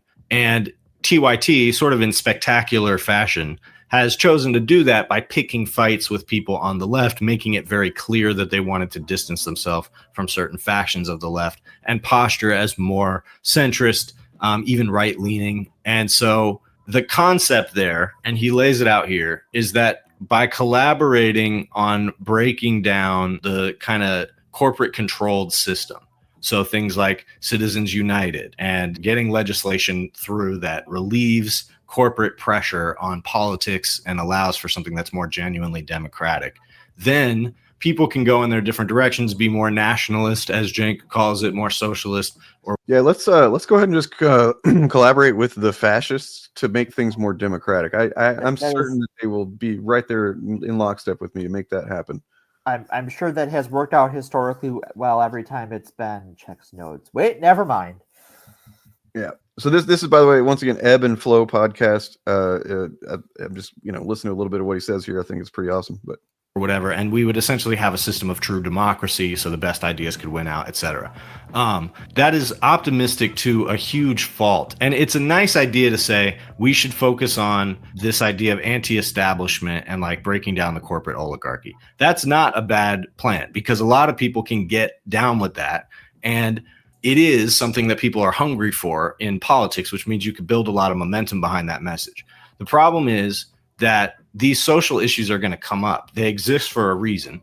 And to think that you can collaborate with people who have put themselves on the side of Tucker Carlson or Nick Fuentes for the end of creating a more democratic, egalitarian society is truly delusional. It's truly to not understand the ideology that they've been propping up this entire time. And Cenk, really, he keeps saying this thing about take yes for an answer. And he's very generous about that, because both in the case of Carlson and Fuentes, he fully takes them at their word, even though he's kind of making what they said better than what it is. In the case of Fuentes, Fuentes did not say that the right and the left should compromise and that the right should give up on being racist and stuff. He's actually conflating two quotes from Nick Fuentes, both of which were reposted by Dropsite. And the first one was to say that Republicans and Democrats, I suppose, in collaboration with Zionists, have pushed anti-Muslim propaganda and normalized cruelty towards brown people, and even some commentary on like the far right's cruelty towards brown people. He did say that. But there's a separate statement that he made that he said that the left and the right should, the populist left and the populist right, I don't know if he used that word, but that's what he was referring to, should unite, and that the left is going to have to give up on immigration. That was his words, give up on immigration, and the right has to give up on things like the social safety net, meaning that needs to exist, and that the right needs to give up on their opposition to social safety nets. Meanwhile, the left needs to give up on their opposition to immigrants being kidnapped and lost at sea or whatever. So those are two different statements. That so not only is Cenk like, yeah, that's a good idea. He's actually like being way more charitable and in his mind making Nick Fuentes have said something as a unified statement that he hasn't actually fucking said. That's pretty crazy that he's going that far. Yeah, here is my alarm bell that I've developed with this sort of compromise centrist. When they are more charitable towards a Nick Fuentes or a Tucker Carlson or a Donald Trump than they are your average person to the left of them. This is the impression I get too, and I think I remember reading something about this. Basically, he thinks they're just being silly when they say some of this stuff. And it's like, you have no idea how close we are to post. I mean, we're already essentially in a post-liberal society. We're at the beginnings of it. You know what I mean? And if we keep going, it will just be done, and nothing like what we have had for 250 years will exist anymore. Or it'll be more like it was, I guess, maybe a couple hundred years ago. Depends on which faction of fascists within our governments succeeds, right? And and like yeah, this is why I wanted to do this tonight. This is why I want to talk about this, because it is concerning, and it obviously there are going to be some people, and it's frustrating to think that there's going to be a lot of people that fall for this kind of shit. The only saving grace, at least when it comes to Fuentes, is that he seems to be getting shit on pretty heavily right now. And some of his exposure, it seemed like it might be beneficial to him at first. Now it's kind of looking like maybe not so much. Yeah, I also People- think that Fuentes is not the guy driving the car. Yeah. Well, I mean, but the problem is that, like they were saying just then, that Tucker Carlson, I think, is a real threat. Oh, I agree. Tucker Carlson is a much bigger threat than. But because he had Nick Fuentes on, he's buddies with him. So he's definitely gained some of Nick Fuentes' followers as his followers. So, I mean, that's a problem. That is very much a problem. So, yeah. But yeah, because I think Tucker Carlson, you want to talk about someone who has a vendetta against the left and the right. I mean, that's Tucker Carlson to a T. Because keep in mind that, like, with the Dominion voting lawsuit, like, Tucker Carlson lost everything in that, and Fox threw him all the way under the bus in that settlement. Yeah. And then went right back to saying the same shit the next night, right? Like, nothing substantial changed other than the fact that Carlson lost his job. Well, I mean, one thing that did change is that freed Carlson, and he obviously became free once the texts were coming out and stuff, and it became known that he didn't actually like Trump, despite the fact that it doesn't seem like anybody's really holding him to that. Like, hey man, isn't it weird that you were like promoting him and defending this guy for years every night, and then suddenly we realize, oh, you hated him the entire time or whatever? That's kind of weird. No, nobody's holding him to that on the right. They're just kind of forgiving it. But I mean, that did free him up to be critical of Trump, which is how he carved out this lane. And I remember thinking when he first started doing this shit, like, what's his goal here? What's his agenda on this? How's he? I got to give it to him. He saw down the road what would happen, or what could potentially happen, where there would be an entry point for him to be the anti-Trump, right-leaning guy or whatever, to be critical of Trump anyway. Right. And it's not like he had a Bill O'Reilly thing where he left with one of the classic Fox News sexual assault settlements. Like, he left because Fox didn't have to admit wrongdoing in their suit to any sizable degree. They paid out a bunch of money, and then he was just let go. So in that way, like, there's nothing you can point to that, like, why he's gone that dirties his career. And that makes him more dangerous and more powerful. Yep.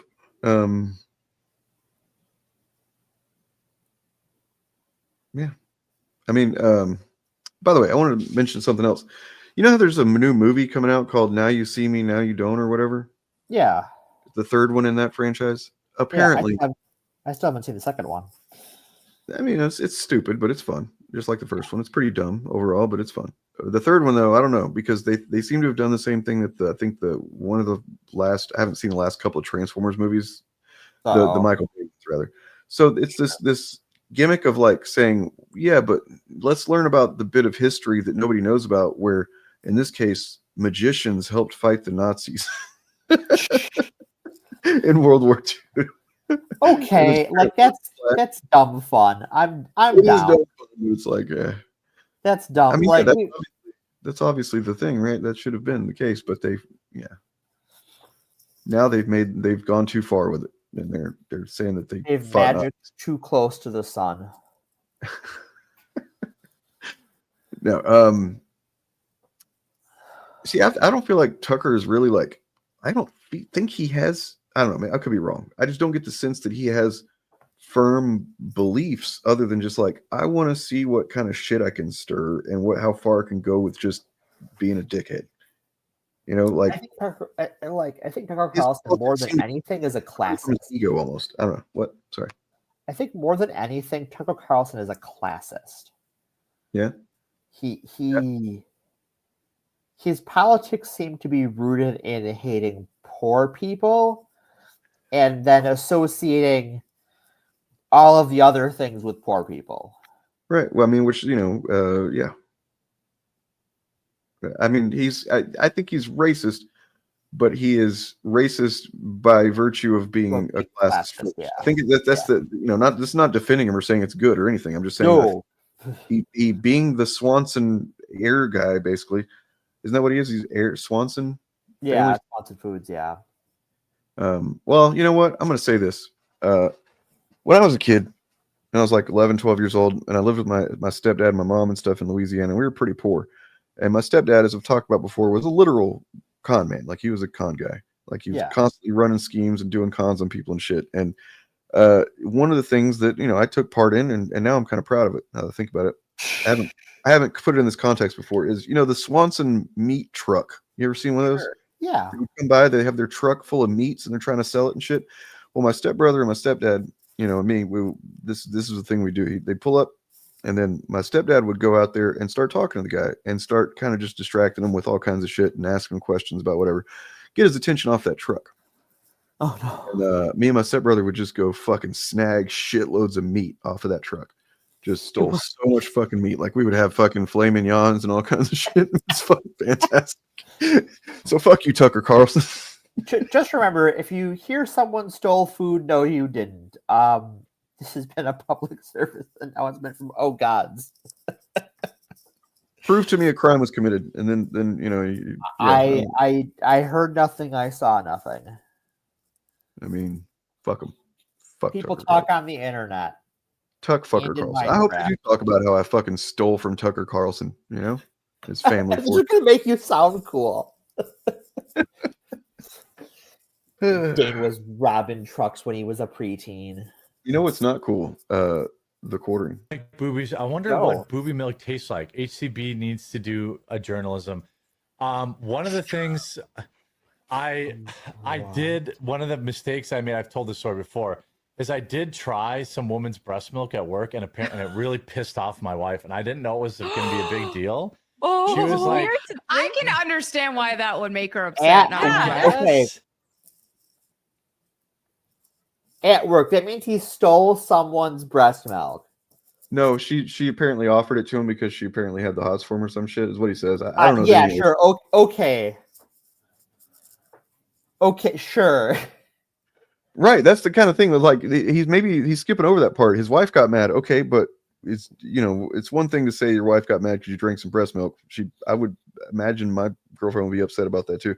But like, if you drink it directly from the tea, yeah, that's kind of a problem. Not great, dude. Did he poop in a Kmart? Is that a bad thing somehow? I mean, I probably have at one point. I believe it was not in like a bathroom. Oh, that, yeah. Yeah, outside of the proper facilities for containing and storing that material, not sanitary. Crazy. I'm gonna have to go get some water here in a second, but Jeremy Handley, where are you? What else do I have? I thought I had something interesting to look at here. Maybe I don't. Oh, guys shitting themselves in department stores is a problem all Wisconsinites have to deal with. And yeah, I feel bad for anyone who's got to deal with assholes in Wisconsin who shit themselves in public. Knowing him, maybe. So here's some more corruption in the Trump administration. But wait, there's more. Oh, there's plenty. Saudi Arabia has been investing in Trump. I'll be right back. We're going to grab some water. And Trump world for a long time. I love the Saudis. Many are in this building. Lobbyists representing the Saudi government paid for an estimated 500 rooms at President Trump's D.C. hotel. The Live Golf Invitational. The Saudi-backed golf tour. At the Trump National Doral. Have a good time, everybody. They buy apartments from me. They spend $40 million, $50 million. Trump Tower, Jeddah. Am I supposed to dislike them? I like them very much. Crown Prince, thank you very much. Thank you for being here. MBS proved to be a close ally to Kushner in the first Trump administration, working closely with him on various Middle East diplomatic negotiations. They worked so closely, in fact, that MBS reportedly told others he had Kushner in his pocket. When you have someone like Trump, he tends to take the existing corruption in Washington and just turns it up to 11. Matt Duss is Executive Vice President at the Center for International Policy.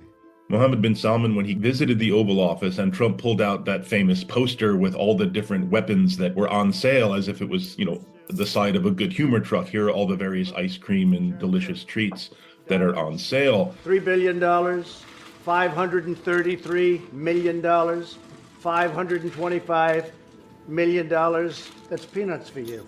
And that was funny, but it was also, I think, a great demonstration of how Trump thinks about this. It's just a relationship based on, okay, what are you going to buy from us? What are we going to get from this? Since 1945, the Saudi-U.S. relationship has been defined by a superpower's willingness to overlook pretty much anything its oil-rich ally did. I mean, there were problems with this relationship going back many years, just as there are more deep-seated problems in the way our foreign policy and our policy in general is formulated.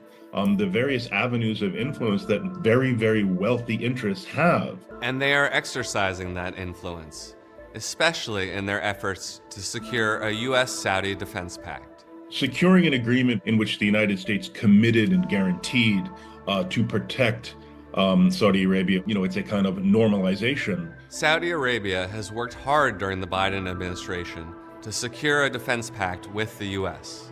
Despite Biden's promises to get tough on the Saudis. Make them pay the price and make them, in fact, the pariah that they are. They came close to getting it. And I think we're going to see that kind of approach continuing, essentially trying to bid up the United States to get as much out of the United States in terms of commitments and support into the future. Well, look, it's not like our government is pay to play or anything, so I think we're okay.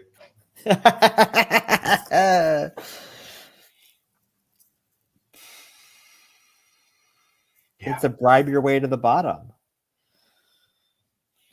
But wait, there's more. More corruption, guys. Oh. I was hoping for more cake. I'm sorry. Ah, damn. Yeah. That's inconvenient. On September 2nd, in the Caribbean Sea, a U.S. military drone found what it was looking for. A 12-meter-long wooden boat. They're commonly used here by fishermen and also drug traffickers. Typically, the U.S. would stop and search the boat to find out which, but this time, the U.S. just blew it up. 2 weeks later, the U.S. blew up another boat, then another, and another, and another. Donald Trump claimed that dozens of people killed by these strikes worked for drug cartels, and that this was just the start of his new strategy to stop them. To every terrorist thug smuggling poisonous drugs into the United States of America, please be warned that we will blow you out of existence. We have no choice. But most of Trump's strikes were in the wrong place. Most drugs are produced in Colombia, Peru, Bolivia, and Mexico. Who's he going to blow out of existence? Bill Clinton. I guess so. Yeah. Bill Columbia? Yeah, it seems pretty, so this video is basically about the reason why that's been going on. I'm sure some of you are aware. Yeah, so what it is that Venezuelan nationalists want the socialists out of power, and international interests want Venezuelan oil because it's some of the largest untapped reserves documented on the planet. So much in the same way that Putin had invaded Ukraine under false pretenses of like, oh, that's our land, we got to put it, this what this is also false pretenses. The real thing that they want is the shit that's in the ground. Right. Bolivia? Columbia? Sorry. Anyway, that's fun. That's fun to think about. And I saw a description earlier. I wish I knew where that was. But basically there's I don't know if it's a leak or something that somebody had described the moment that that they, I think it might have been the first boat that they destroyed, maybe the second or something, but like Hegseth essentially, that they fired on it once, not everybody died. Right. And that there were a couple of people hanging on, and Hegseth like almost like gleefully was like, kill them all, fucking kill them all, just like you can imagine he would do. Yeah. and it's just disgusting to read that kind of thing, because that's the kind of shit that's happening. It's just, I don't love when my worst imagination, my fears, my imagination actually turn out to be true. But well, Kegseff doesn't believe in the rules of war. Right. He believes in machismo, violence for violence's sake, which is why he's using millions of dollars of advanced military artillery to destroy $20,000 worth of fishing boat.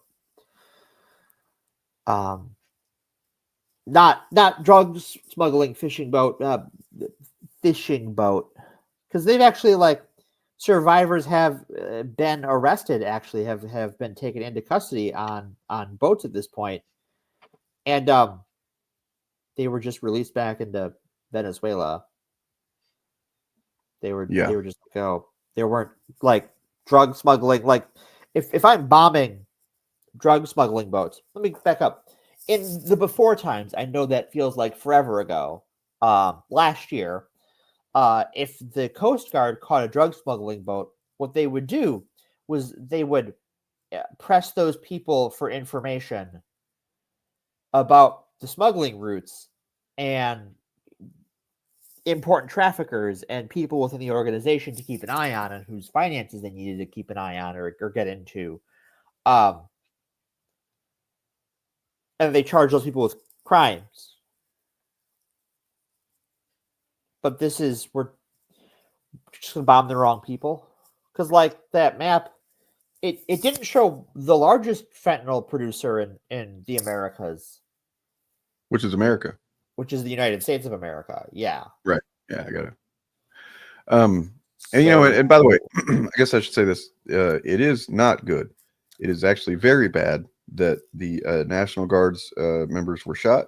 Yes. And it's very unfortunate that one of them passed away. Yep. I just want, it's just beyond obvious that they wouldn't have been in that position if not for Trump's bullshit. And never mind the fact that, this was the guy that allegedly did it. Biden's administration brought him back over after the withdrawal from Kabul. But guess who literally supposedly vetted him and approved his asylum here? The Trump regime? It was the Trump administration. So don't let anybody don't let them gaslight about that, because they're definitely trying to gaslight about that. Well, yeah, because Trump's Afghanistan surrender was so haphazard, they took any CIA asset they could get their hands on and brought him over here. So I want to address this. So yes, I want to address this one. Coast Guard, you mean the Navy, right? No. So this is the difference. One of the many differences. The Navy, so drug policy is a law enforcement matter, not a military matter. So that falls under the Coast Guard, not the United States Navy. The Coast Guard isn't actually even under the DOT.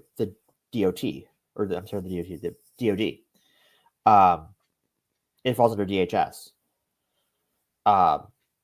which again, not a military, it's nominally law enforcement. The Navy, if we're talking about drug interdiction, should have no involvement whatsoever, maybe logistical support, but certainly not launching drone strikes, launching fighter strikes, etc., etc. That's the Navy is for fighting war, not bombing drug smuggling boats. Also, they don't use drug smuggling boats all that much. Yeah, it's a pretty dumb way to try to fucking smuggle drugs into the U.S. Yeah. It's airplanes most of the time. It's airplanes, yeah. Subs too, yeah. Well, good times. People, we got our hands full. Well, and I think that's why this, to sort of bring it back around to this Nazi slopulism. Yeah. That's why it's appealing, right? Because it seems like that. Well, great, cool, it's something, right? It is better than what we have, except no, it's exactly what we have, but you consented to it. But it's the same. Yeah, the Coast Guard is weird.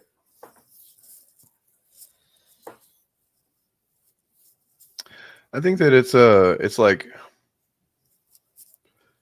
the same people. It's the same people, man. That just like they don't want to just get on board with reforming the Democrat Party as best we can, because that's really the only viable option. We need to, and they just want to try and find some I don't know, hidden trick, like a fucking a code that you can enter into the fucking Nintendo or whatever that's going to get us what we want if we just make this Faustian fucking pact or whatever. And it's just stop, man, just stop. These just it's just stop being fucking grifted on, stop being fucking duped. The work is going to be hard. You're going to have to fucking stand up for people that you don't necessarily know anybody or agree even with who they are, because that's what we're supposed to fucking do in this country. That's what it's supposed to have been this whole time. Here is my appeal to centrists who would rather surrender to the right than consolidate with the left. The last time Democratic centrists had any influence that wasn't dictated by the rights, it was after Roosevelt and after Kennedy. And those went on for decades between the two of them. You can play this every 4 years, you get power because no one likes the Republicans, and then give it back up to the Republicans in 4 years if you want to do that until you all die of getting put against the wall by Republicans after you've gotten the rest of us put against the wall. Or you could buckle the fuck down, strap the fuck in, and just go, yeah. So you don't need work with the left on this. Where you're put up against the wall. That's the good news is, you don't need help. We're not gonna. The left doesn't want to put you up against a wall the way the right does, and the average Republican wants you against the wall. Just ask them sometime.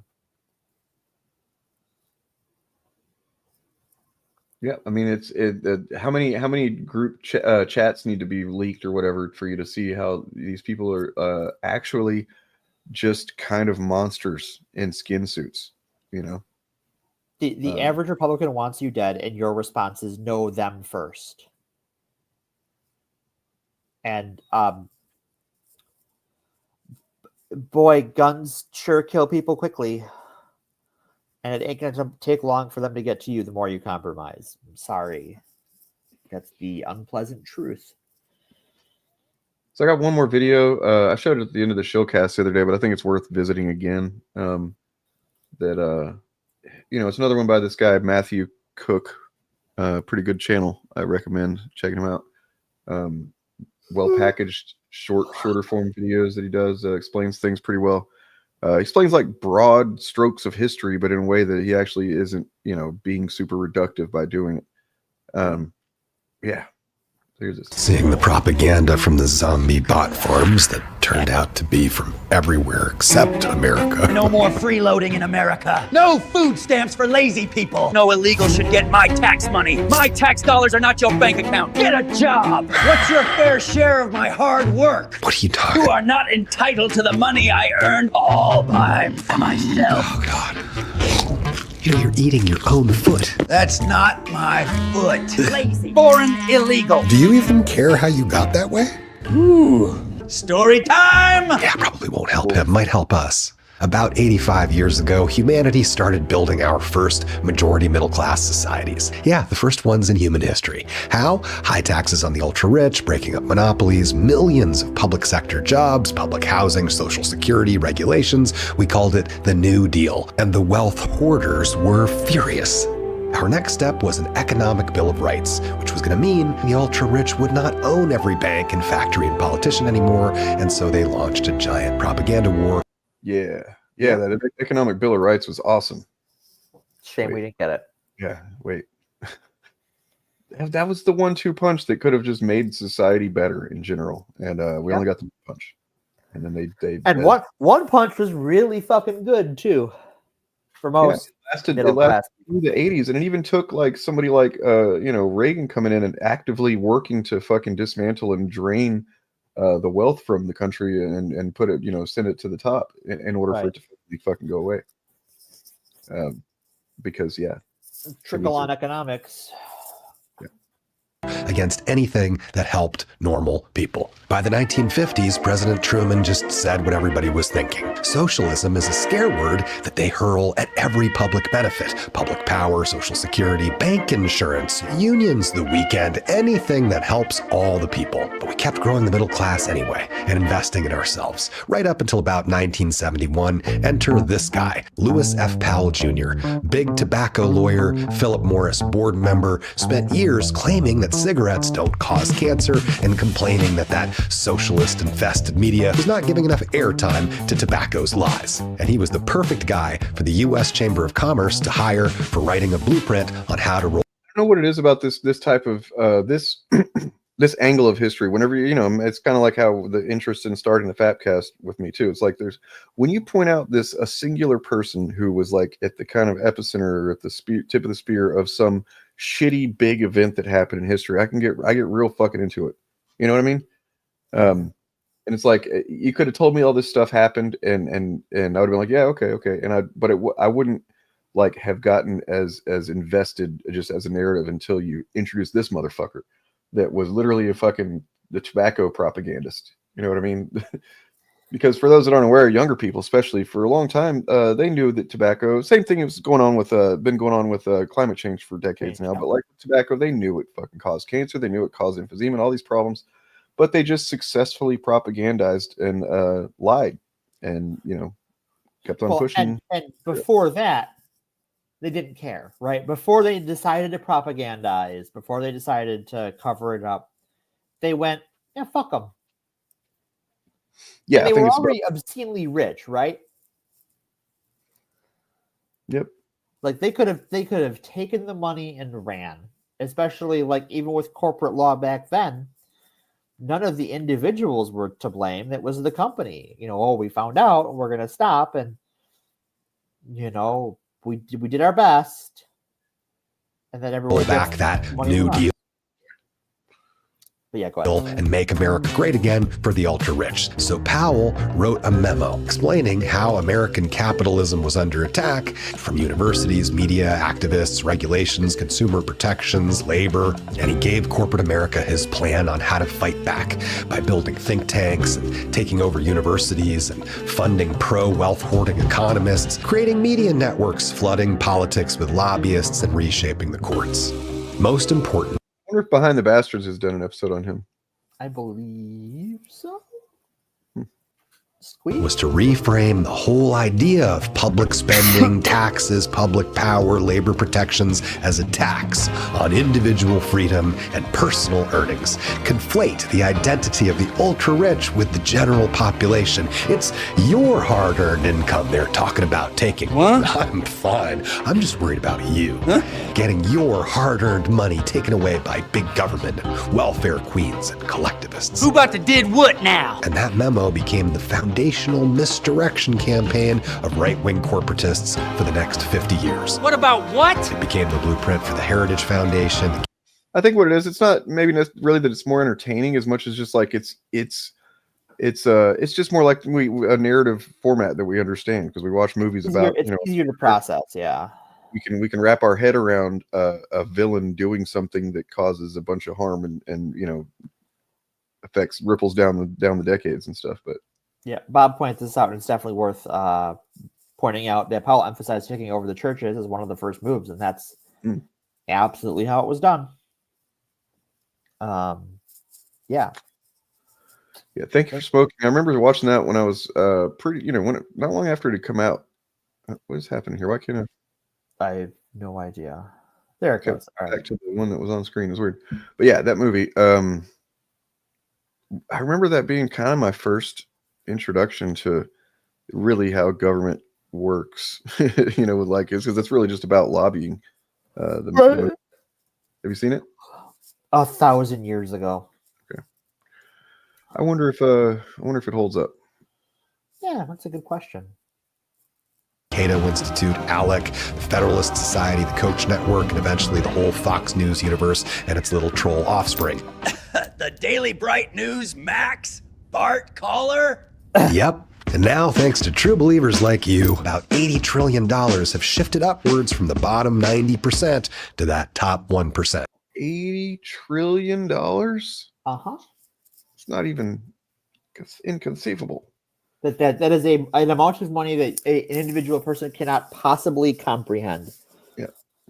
And the middle class has been shrinking ever since, to such an extent that we're not even a majority middle class society anymore. Where'd it go? Stock buybacks, transferring trillions from wages into executive pockets, monopolies, creating false scarcity, inflating prices beyond costs, destroying small businesses, buying politicians to prevent any regulations, But regulation bad? to siphon income upwards, creating a tiny little billionaire overlord class. All of this a long-standing practice which inspired the quote, "Behind every great fortune, there is a crime." So what happened to me? So your fair share was stolen by the ultra-rich, and you were trained by their lawyer to blame your neighbor. Hate thy neighbor as thyself. Nope, that's Hold the phone! Is that not what Jesus said?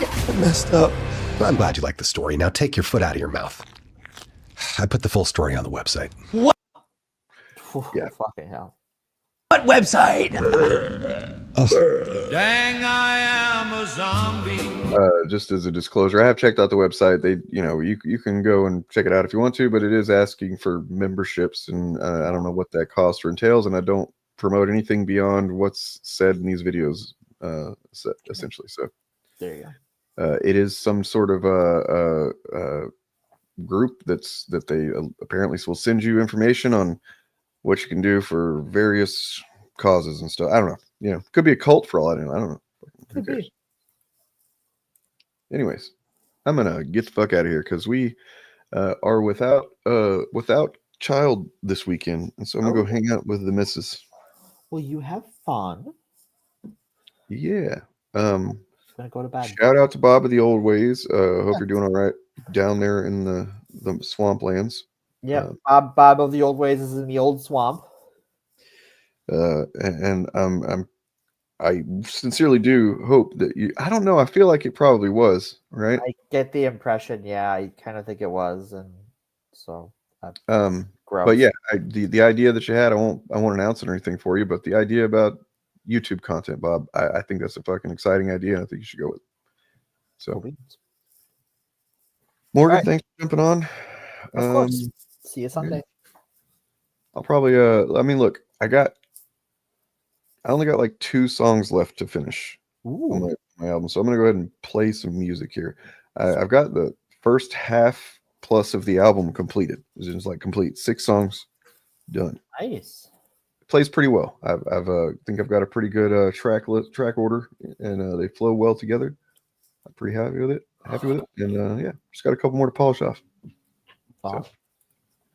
So, stick around and listen to a couple of those if you want to. If not, thanks for being here. Please subscribe if you're not subscribed. Hit the like button. Leave a comment. Check out the friends in the description. Become a channel member if you want to, and you might get you will get lots of stuff. Some stuff. Extra stuff, free stuff, early stuff, exclusive stuff, uncut stuff, and good stuff. If you're one of the weirdos who shows up in chat to ask weird questions, the way to get those answered is with a super chat or be a channel member. Yeah. So if you want us to answer your obnoxious, reductionist, boring question that we've seen a million times, yeah, chip in, motherfucker. Yep. Let's see. Here we go. All right. Yeah. Have a good night. We're I imagine gonna do some kind of fapping on Sunday, right? We're gonna do some fapping. We'll I do have an something. idea. We'll see what I come up with tomorrow. We'll talk about it. All right. Later.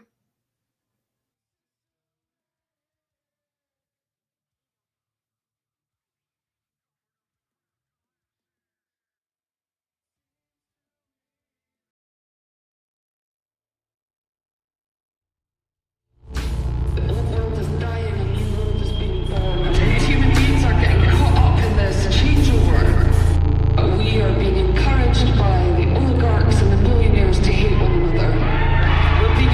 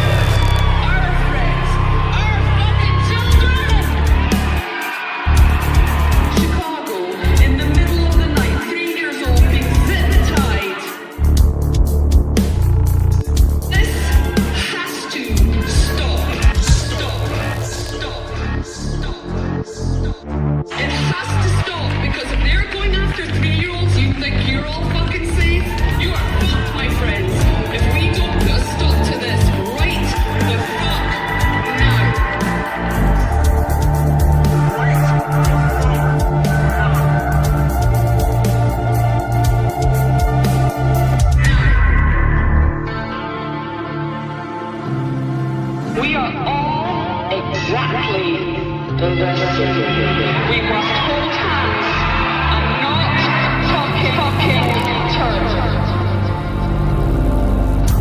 Behold the serpent, beware the oldest lie. Begrudge our brother for existing on the wrong side of an imaginary line.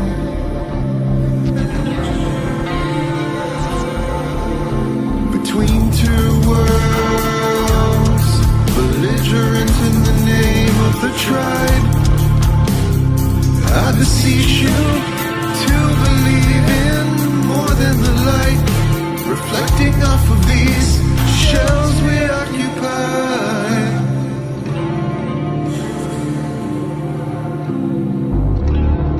Because the truth is,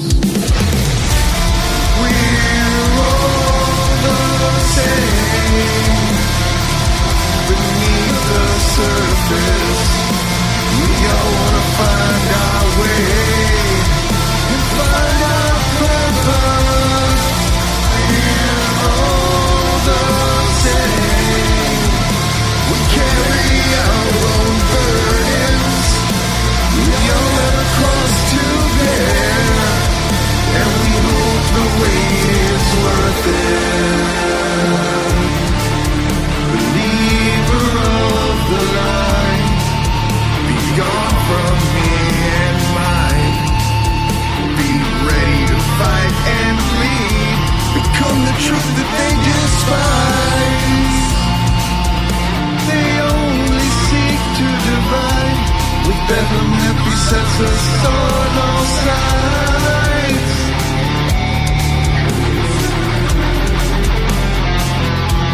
Yeah, they say, beware the beast your horde.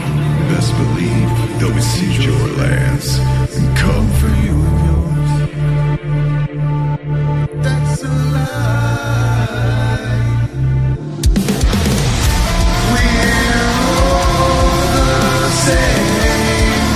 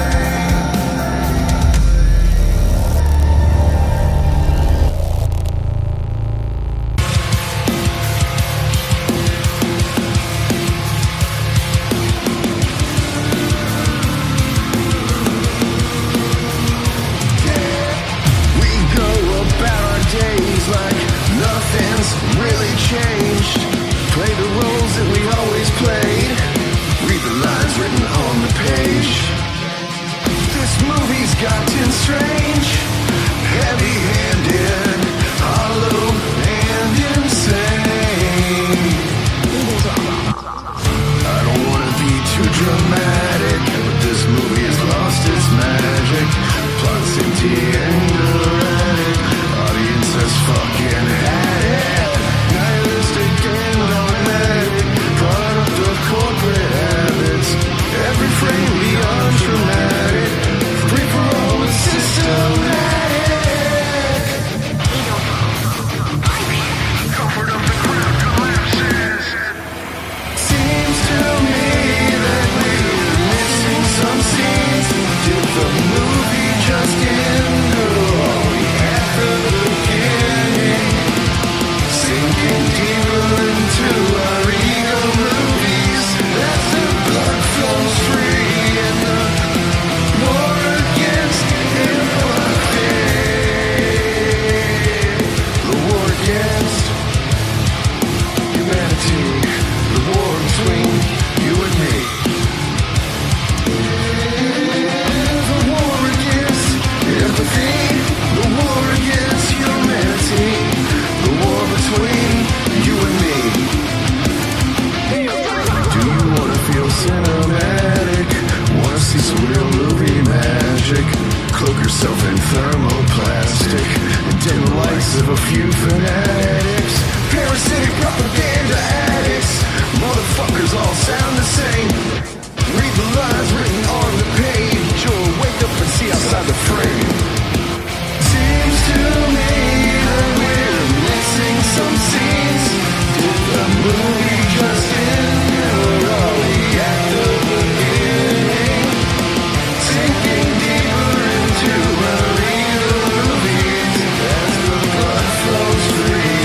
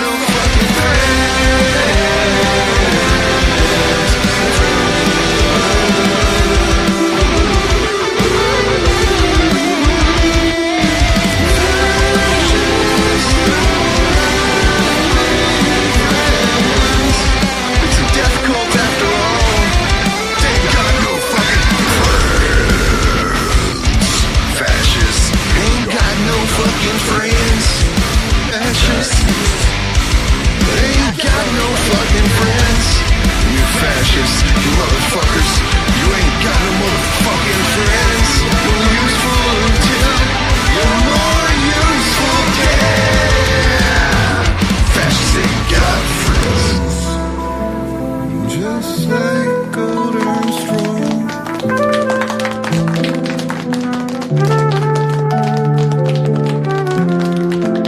Don't feel bad for Ernst Röhm, y'all.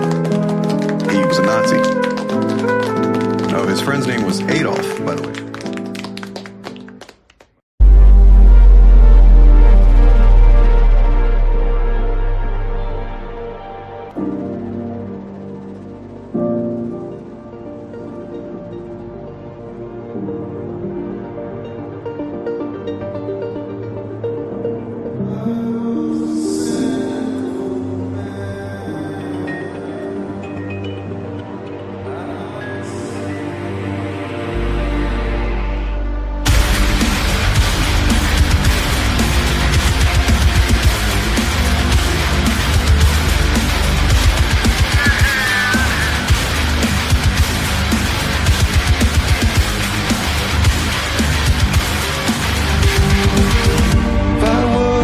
Cynical man, I might say.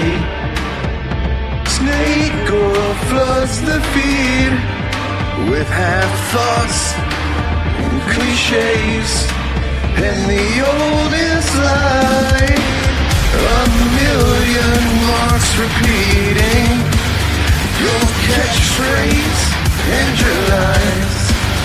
It's chaos by design.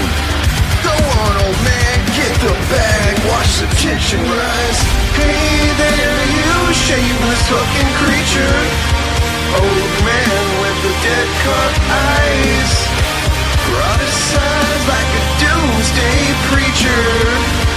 Antagonize and monetize. Old man, you're changing hearts and minds. Changing hearts and minds. If I was a cynical man, I might say silver tone deceives, gunman feeds the flames. Mask off, nose snake oil lubricates the outrage. Force the narrative to fit the frame. A million suckers in the new world born every minute. Great wizard of the crypto world, man, get it. Hey there, you shameless fucking creature. Old man with the dead cut eyes, prophesize like a doomsday preacher. Antagonize and monetize. Old man, you're changing hearts and minds. Every video we make, we use one little thing and then we build the narrative out of it. What am I thinking of?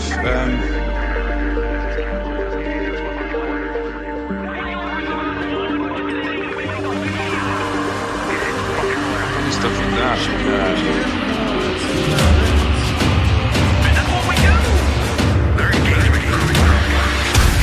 The hearts all turn to stone, and the minds are rotting on the vine.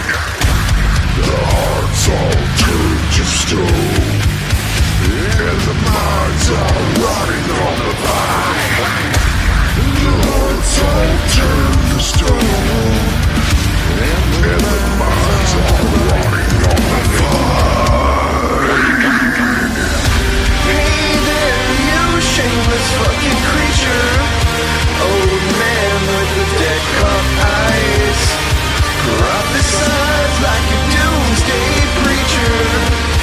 Antagonize and monetize. Old man, you're changing hearts. The hearts all turn to stone, and the minds are rotting on the vine.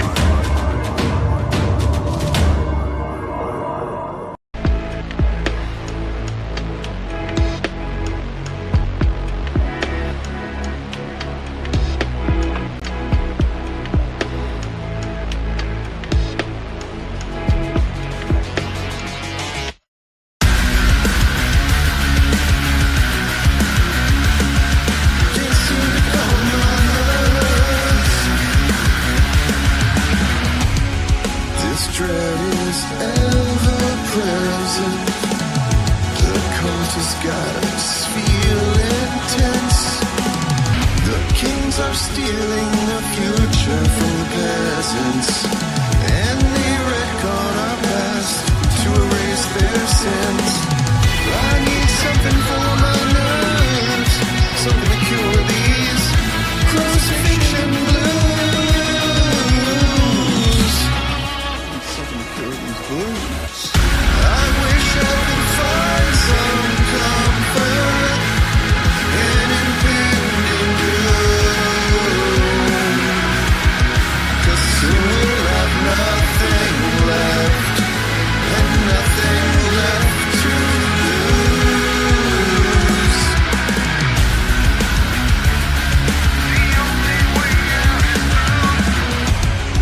Soundtrack of shame and sirens, still the hive consumes. If you're looking for a little peace and quiet, I've got some bad fucking news for you. You need something for your nerves, something to kill these cells in the flower of their youth. The only way out is through. I wish I could find some comfort in impending doom, 'cause soon we'll have nothing left, and nothing left to lose.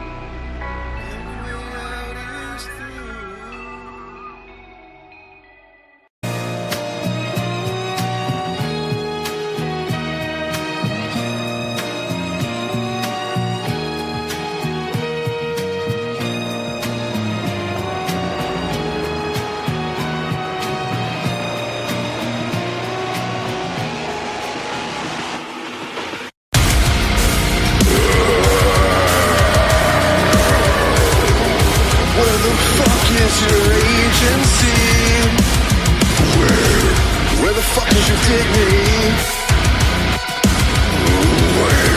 Where the fuck is your agency? Remember what it was like to be ashamed before the maggots ate your brains. You surrendered, lost everyone you loved the most. No, I can't wait to meet your fucking ghost. Pretender, you think that Christ is on your side, but that's just shit you say to justify your blind faith in the oldest lie.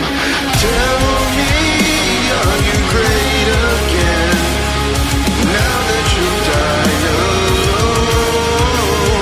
I used to think that you were carved from stone, but your paper skin and hollow bones.